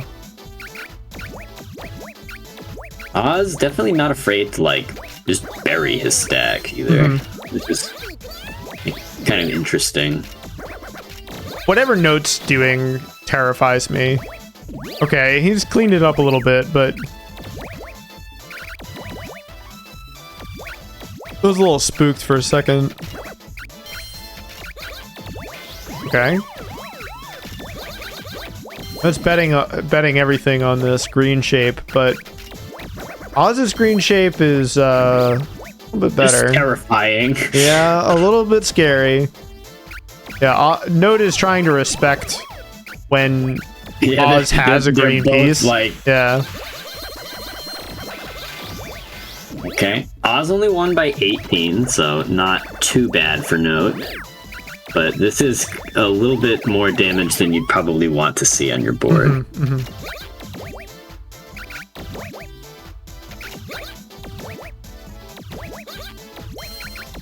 Oz building this loop of reds, which is not going to work out that great. Yeah. Though it's just barely enough to cover up these blues. And actually, these blues are not worth a whole lot because there's no tail. They're not worth a lot in terms of raw damage, but that was a lot of dig. Both players with very, very, very messy boards right now. Oz running a friggin' clinic on how to make mini crosses and tees at top board. Like, good grief. Great job. That was beautiful.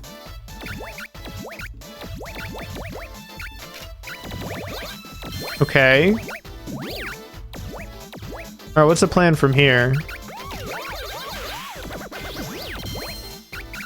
So Oz has a bunch of like disconnected blues and stuff. No easy way to get them back together. Get the band back together here. But there's a lot of margin time. So he can sort of poke with them repeatedly. And Note might not be able to do much about it. Oz is thinking about something. I don't know what it is.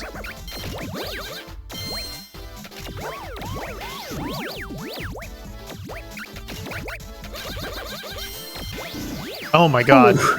And that's a hit. Alright, Note, Right. let's go. Note hanging on by a thread. Saying, not going down 2-0.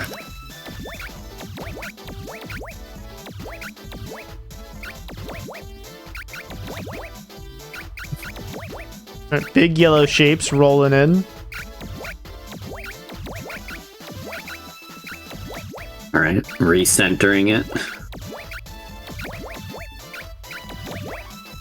Now Note's got a bunch of tails, so both these players are pretty ready to rumble.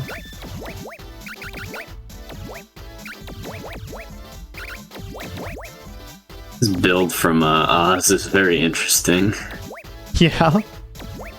I don't know how these green shapes are going to come back together. If Note trades all of these yellows, it would probably be pretty good. Ooh, I don't know about taking it there. Yeah, now we're actually... Well, so it's gonna take some time for Oz to get value out of this board, but the harassment value is pretty intense.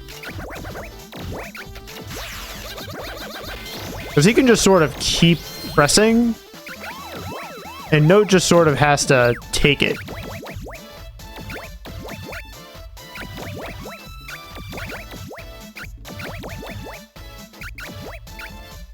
And Note's red shape's so vulnerable right now. But just barely manages to trade it in for some of Oz's shapes. Oz's board, very messy at the moment. A little bit more material than Note, but not in a way that is cohesive and dangerous, or in a way that is annoying and may aid him in a down stack, but not particularly threatening. Unless he can get some like choice pieces and really start to thread all this stuff together, but with a little bit of margin time. 59. Yeah, with the margin time, that's Note, even it back up 1-1. Note seems to have figured something out. Making moves. Yeah, getting in some damage late in the game, pretty huge for Note. Note has not really been able to capitalize on the increased damage from margin until that game. So we're going to see how that pans out in the rest of this match.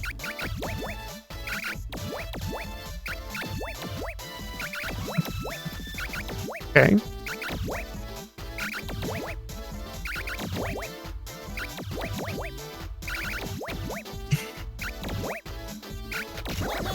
Both players kind of committing to a color and then not getting any pieces. Yeah.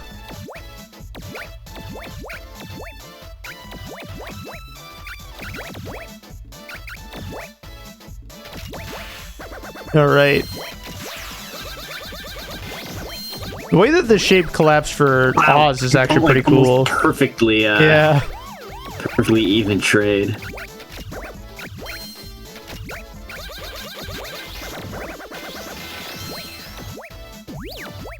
Do it again.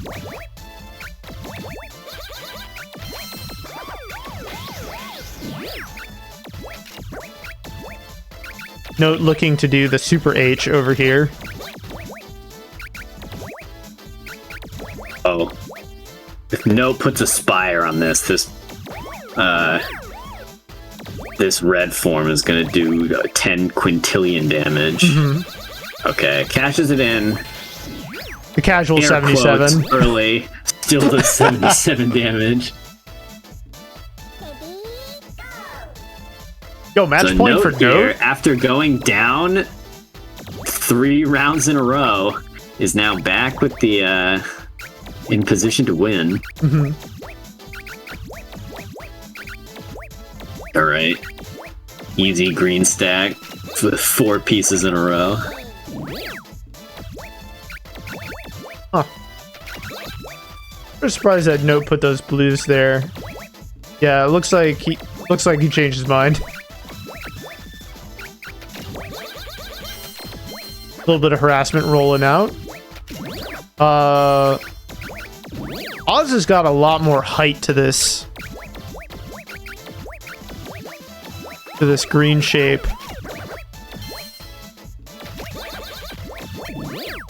It's kind of interesting that Note would choose to offset there. I assume because he didn't want this green shape to be totally buried. There's no easy way to take these greens right now. We'll take it from the back. That makes more sense. That's a good spot to take it from. And both players pretty even still. Some comparable amount of material on board.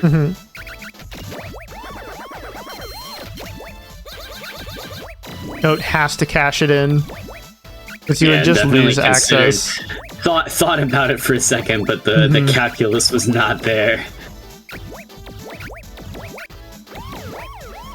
All right, we've got some crazy commit here. Okay. Huh. Dang. 47 out of that. Wow. But the perfect offset. Oh, but the follow-up.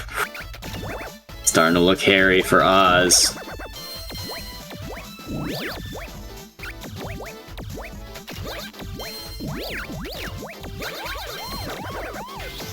Oh, if Note can reunite these yellows, that'd be pretty huge.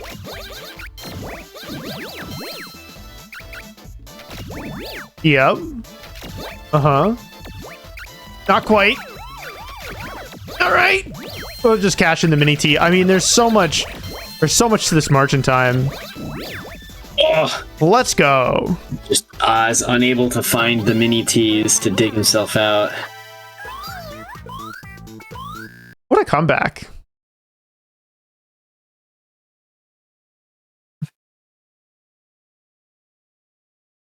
Yeah.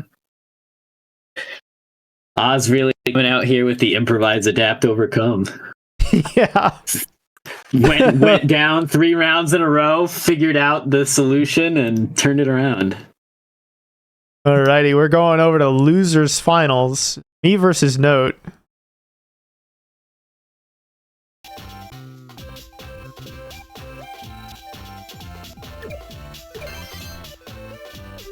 And Note and I are already in game. We're just... Yep, I'm joining in. Oh my god, it's so much faster. Yeah. It's like a breath of fresh air.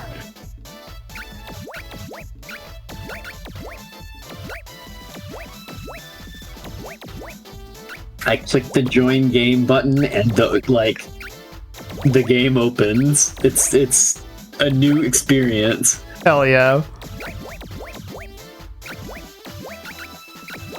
Or a little bit of a funky zigzag on your side of the field, Ratttz, with these greens. And we've got the upside down F from Note.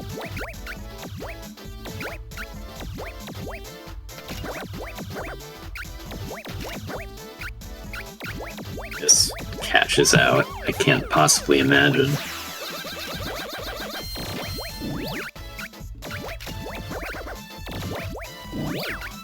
Before I could draw it back up, it's gone.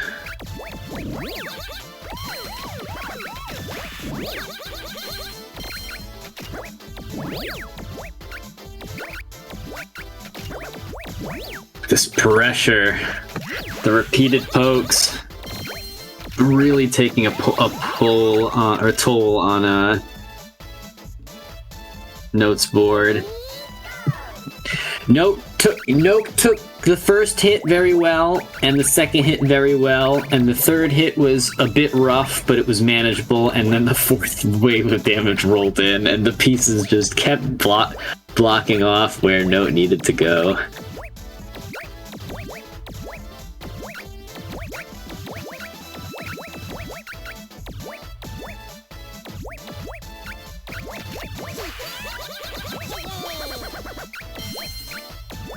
Wow. Perfect offset. It's always so satisfying.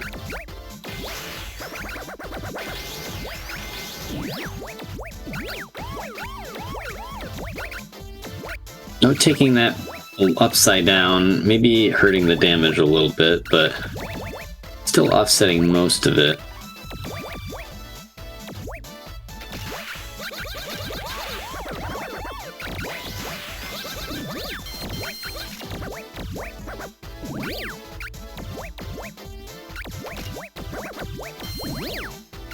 Oh, unfortunately, this blue has gone from 3 branches to just 1. Meanwhile, Ratttz has built up quite the green structure. Ooh, and that is a critical amount of damage to have to deal with.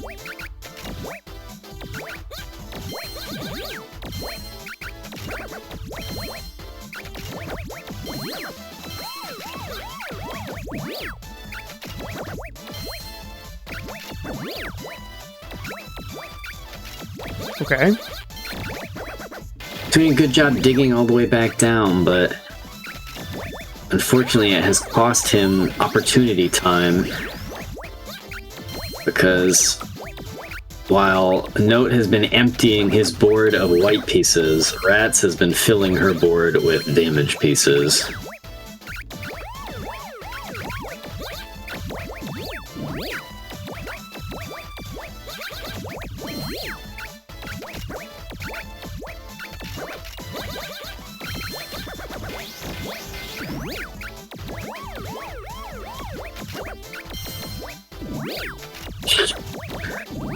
Boy, okay, Note still hanging on here, but oh, that margin time hit is brutal. Getting all these greens, but the greens just are so far away.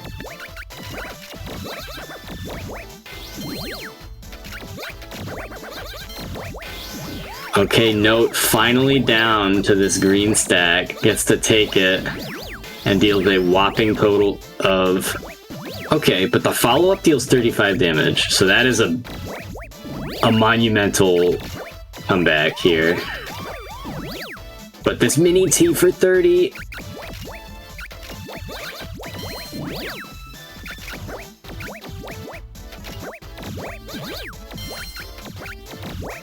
A little bit of a misjudgment there from Note.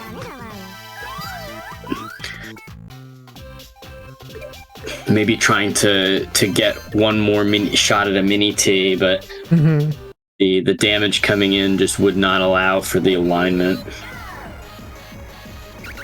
So game one is going to go to Ratttz.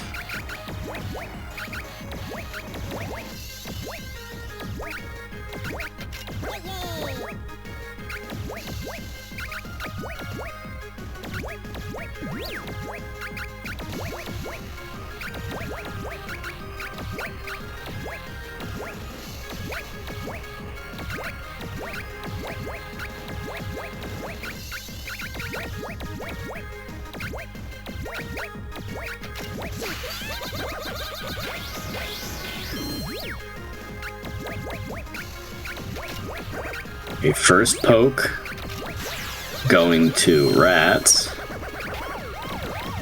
but that's pretty savage, honestly. Note is a huge green match. The old tanky Sendy definitely paying off in Note's favor there. Now Rattt's not dead yet. These yellows and reds on the left are not that far away. With the right pieces, they are within reach. And Note has officially committed all of their material.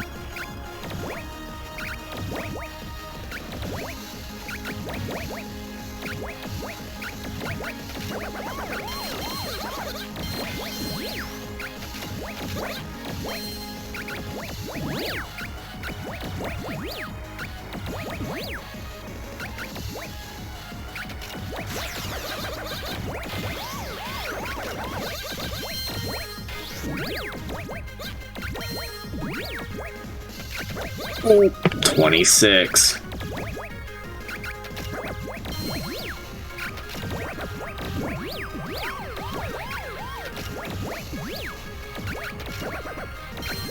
Note desperately trying to dig out here, but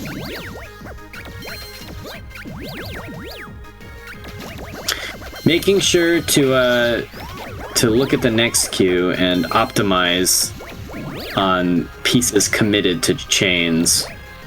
If not, so your activation piece doesn't actually add any damage to your chain. So if you just do a match of 2 power gems, I'm pretty sure the only damage you're getting is the damage from the white pieces you're clearing. Oh, and the damage is just rolling in now.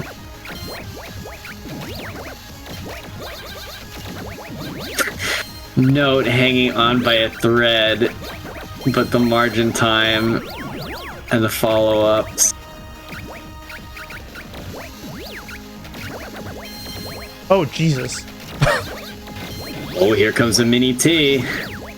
For 35 damage? Oh my god. Normal numbers. But unfortunately, despite Note's best efforts, the tenacity was real, but the advantage was just too far gone.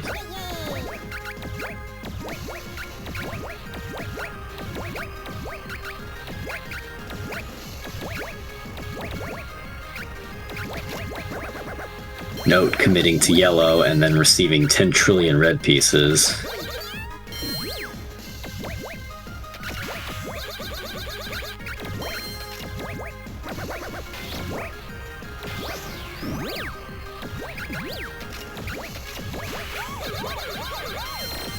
And the stack unfortunately collapsing, and unfortunately for Note means he's going to take a lot of extra damage here. Ooh!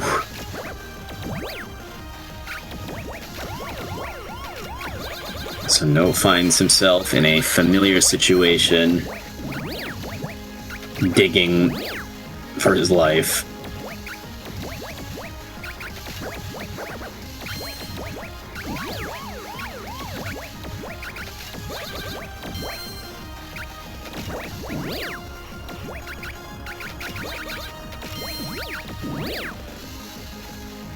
Oh, and that's fatal. Alright, game 2 going to Ratttz.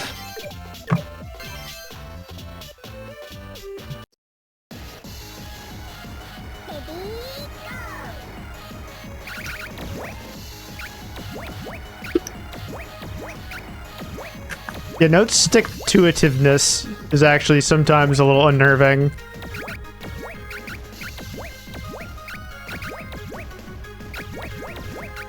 Note knows how not to give in.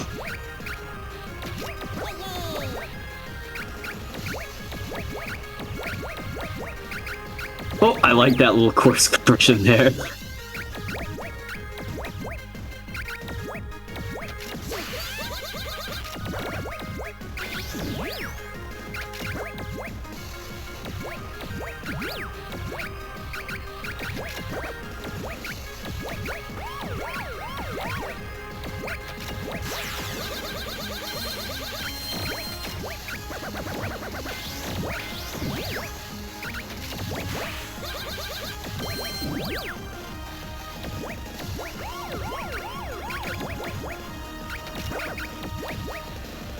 Okay, Note actually in a pretty okay spot here with the greens.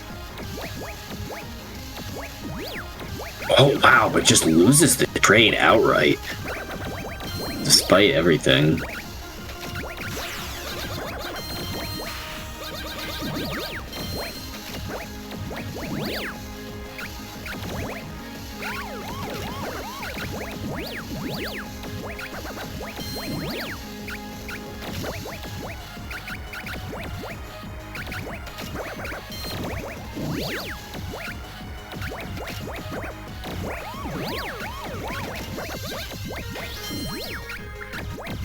Note with an opportunity to build a little bit of a T here.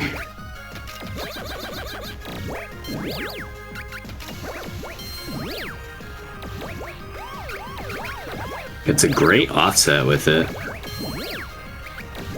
Maybe would have liked to get a little bit more mileage, but he is in the beggars can't be choosers stage of digging out of this disaster.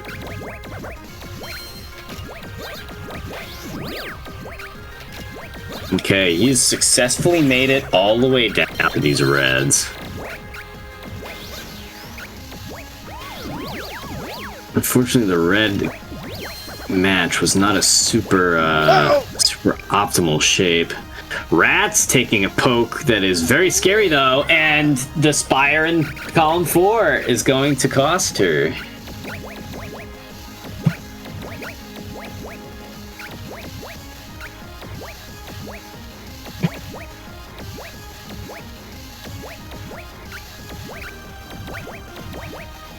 The tenacity paying off. Yeah, I had a bunch of like whiffed attempts at making mini teas, and I'm just like kind of floundering. And all that moment of weakness is all it took. Note did make a Herculean effort not to die at top board, though. That was was no small feat for sure. Alright, early pokes coming out. The trade definitely going in the favor of Ratttz here. Who also just has significantly more material on board as well. So it is going to come down to a margin time battle again, I believe. So Note can get some quick mileage. Oh, he doesn't get a chance to. Just has to commit to the clearing the green.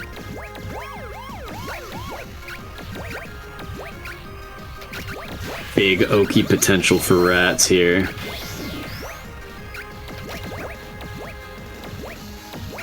No, just not much material on board to work with. That double blue doing a lot to link some things up, but oh, but this is Oki. This 63 on top of the 21. It's gonna be curtains for that round.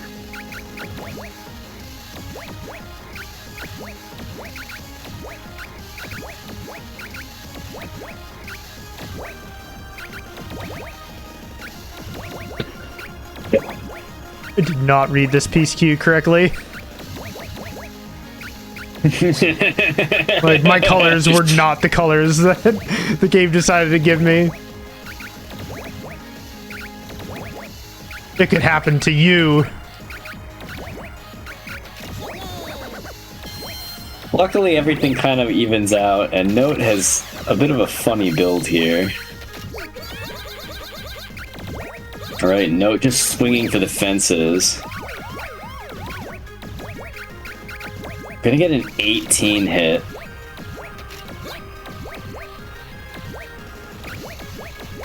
Oh, Note has the potential to do some hilarious long chain gaming here. Okay. Unfortunately, it has to take the yellows backwards.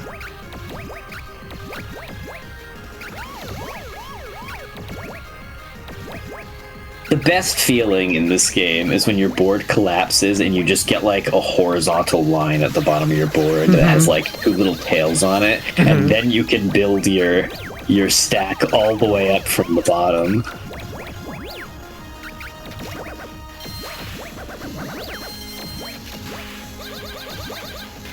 Oh, right in the column 4. Oh, the poke is enough. It's not a poke. It's just It's not I needed poke, to. just the 3-line drop, topped out column 4. Uh-huh. All right, Note on the board.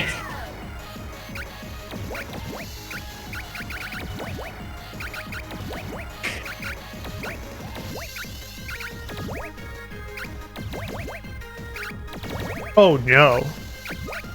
Uh-oh, that sounded bad. Oh no! I see what has happened to Rattz's side of the board. There's a little bit of suboptimal placement going on. Don't you poke me.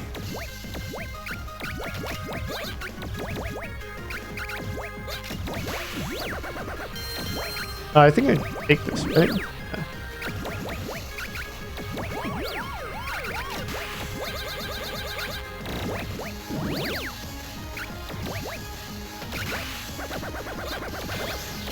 Ooh. Oh, but this green is very big. And the margin time is not nearly enough for Ratttz to what am I offset doing? that with.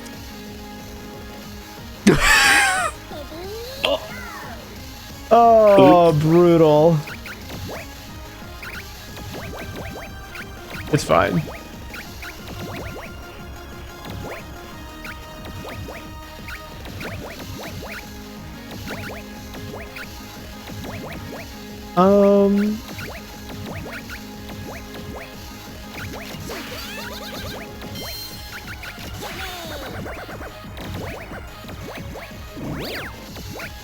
what's this look like in terms of damage?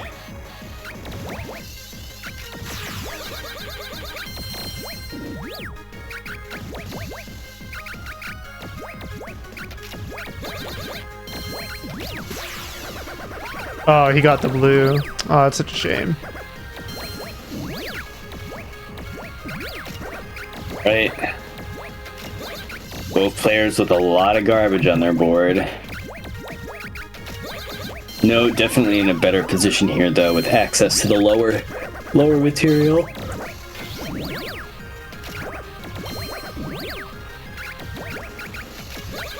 The dig continues.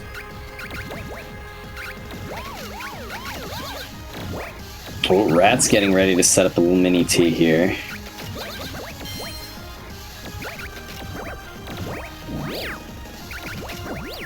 Unfortunately, the margin topper just isn't there yet. Only doing 6 damage a piece.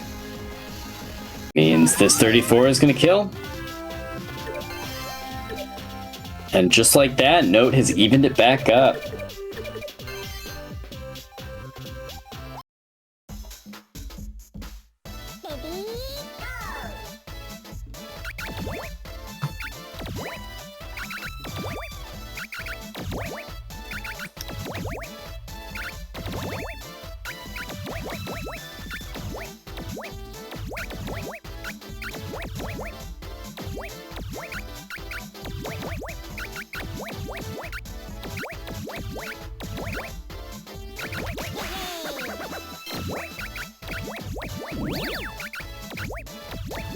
Alright, early commit from Note here. The stack really just not coming together the way you might have envisioned.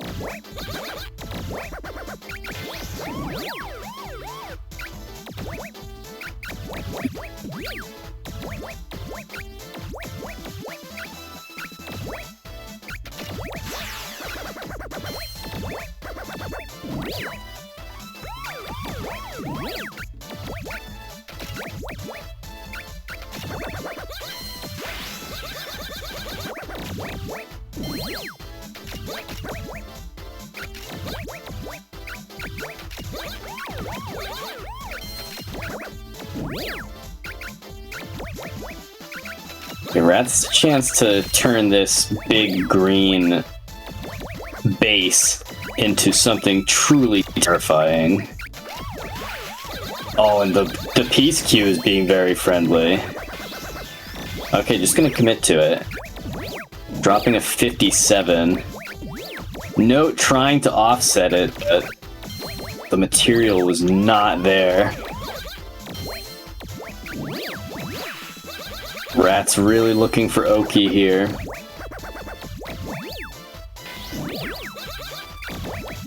But Note getting a nice little 2-chain. Oh, but that 18. That's brutal.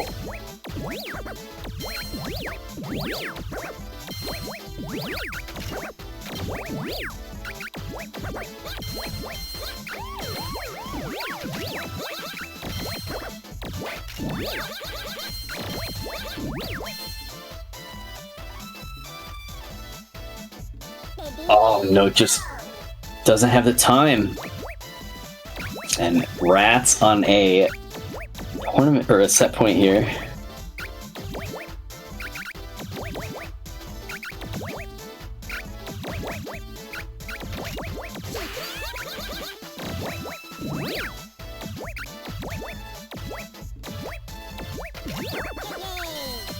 Ratttz cashing in the blue spire early.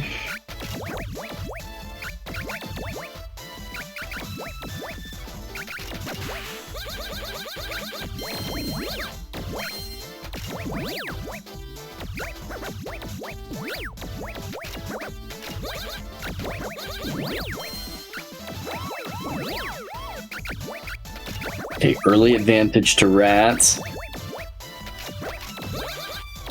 Though Note has successfully dug down to the blue. Oh. Maybe going to regret that placement of those yellows.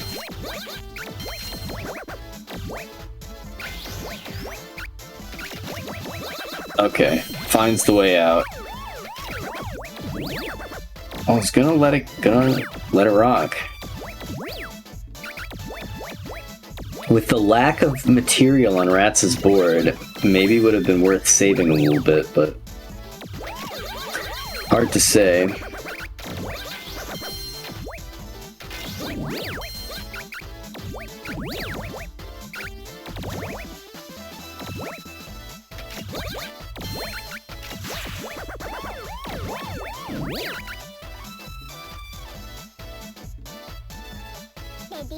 Oh, and the big spike on the fourth spire! Alright, final round. Tabalurishi.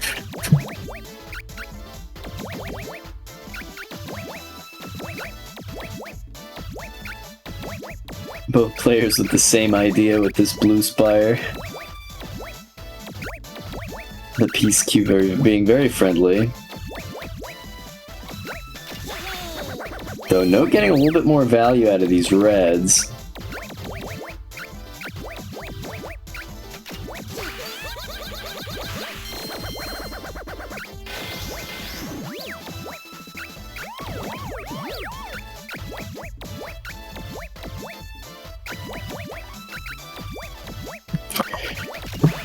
Ratttz getting better value out of the blues, however, going to lead to a pretty even exchange overall. Oh, but that second hit definitely swinging the board in her favor.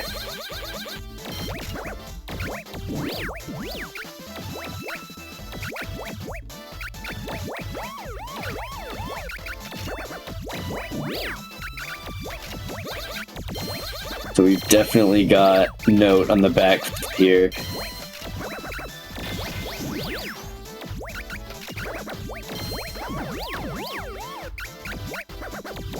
The board is rapidly filling with garbage pieces.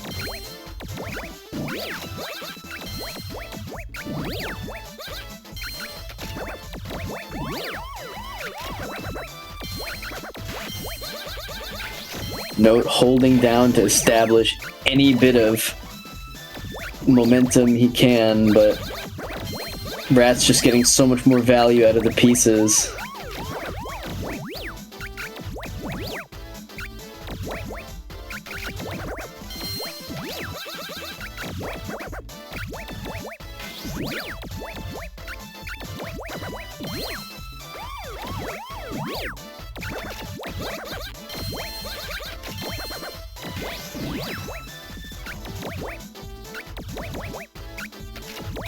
More 34. Oh, and this might be fatal. 55. There's no way Note can offset that. That's a hard fought match. All right. But it's gonna go to Ratttz. Bracket Demon defeated. Oh, brother. And so now Ratttz will get the run back against GGs. Leon. We're going to grand finals.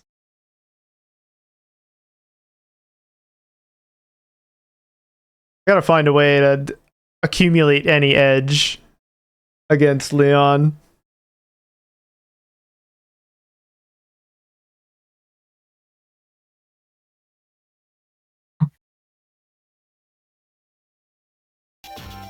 All right, we're in match. As I look away, you jump in.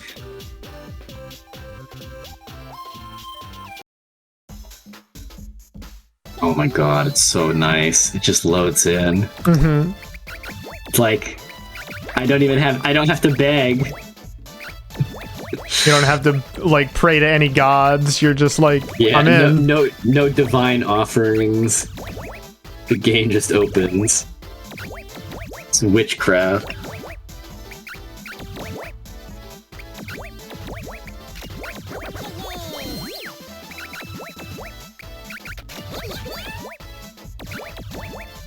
Oof. An unfortunate early poke, but Ratttz did a good job not, like, taking the bait, kind of. These reds are very dangerous, though.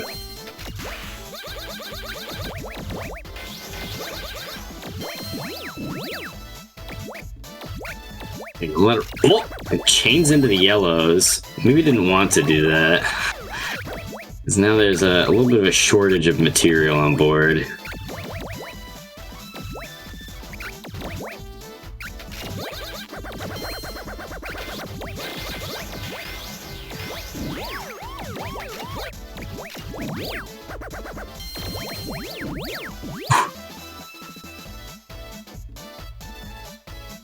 God, it felt like there were barely any pieces in there, and it did so much damage.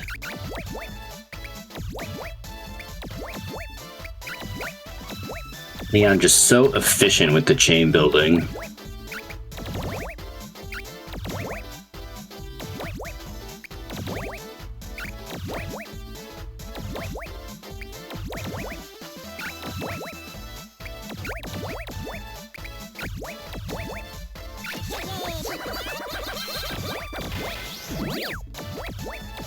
Huh.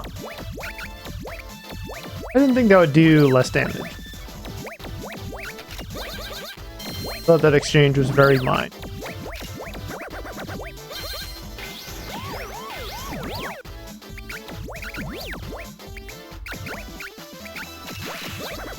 Hey, Leon, Ooh, with a I'm fearsome-looking yellow super here. dead here. Yeah, that's 59. I And couldn't the find a red way to OP. reunite those reds on the left side. Yeah.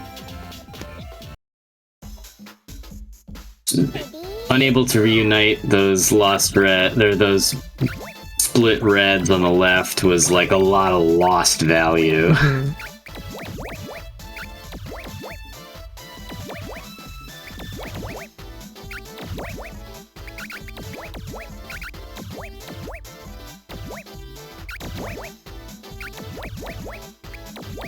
Okay, that little extra red on the bottom there on Rat's side of the board, taking a lot of damage off of this, unfortunately, because that is a -2 on number of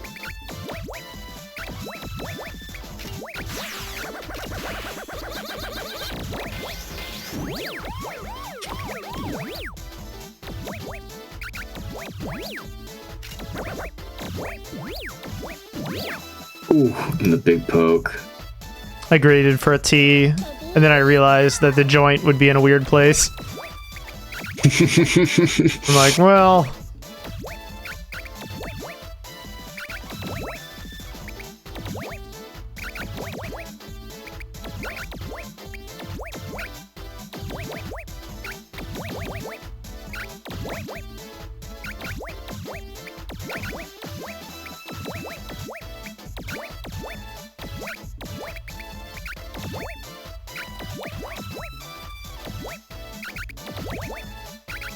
A very nice clean board from Ratttz here this time. Though, once again, Leon with, like, his picturesque build.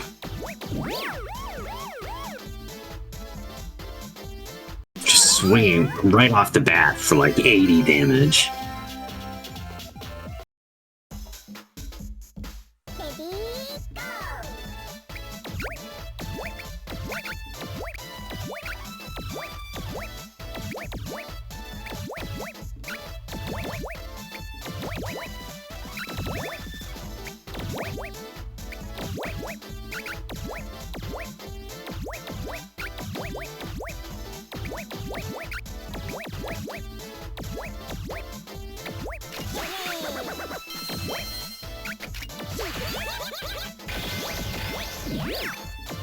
It's like under normal conditions, I'd say Leon is leaving himself vulnerable because his stack is so flat in the early game, but he does such a good job of making sure every color is, like, linked enough to be a threat. Mm-hmm.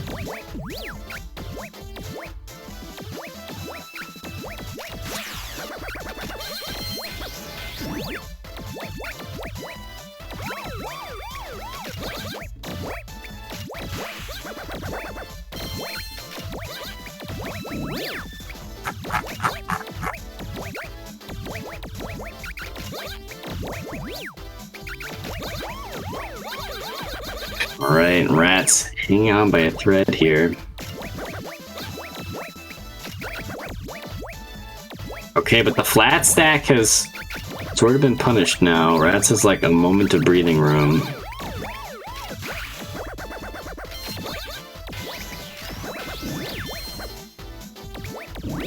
Oh, but here comes the haymaker with 2 back-to-back 14s.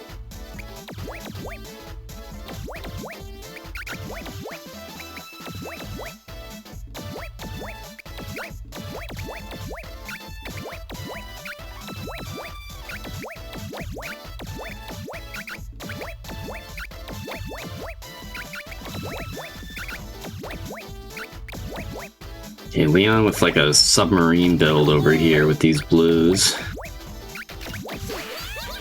After collapsing these reds, might have a chance to take it from the opposite end, but is going to continue to build it up. Ooh, does not get it high enough to shoot past the damage. However, before Ratttz can get the follow-up, he does find that the exact blue piece needed. So that is a bit of a heartbreaker. And here comes the alley-oop with the 40 damage.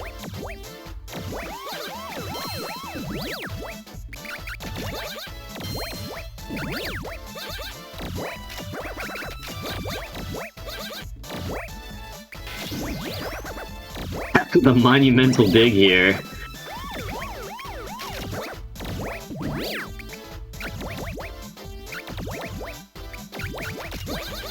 Ooh, opportunity for mini T. I don't know if that counts as 1 chain or 2. But Leon building up something funky looking with this blue blob here.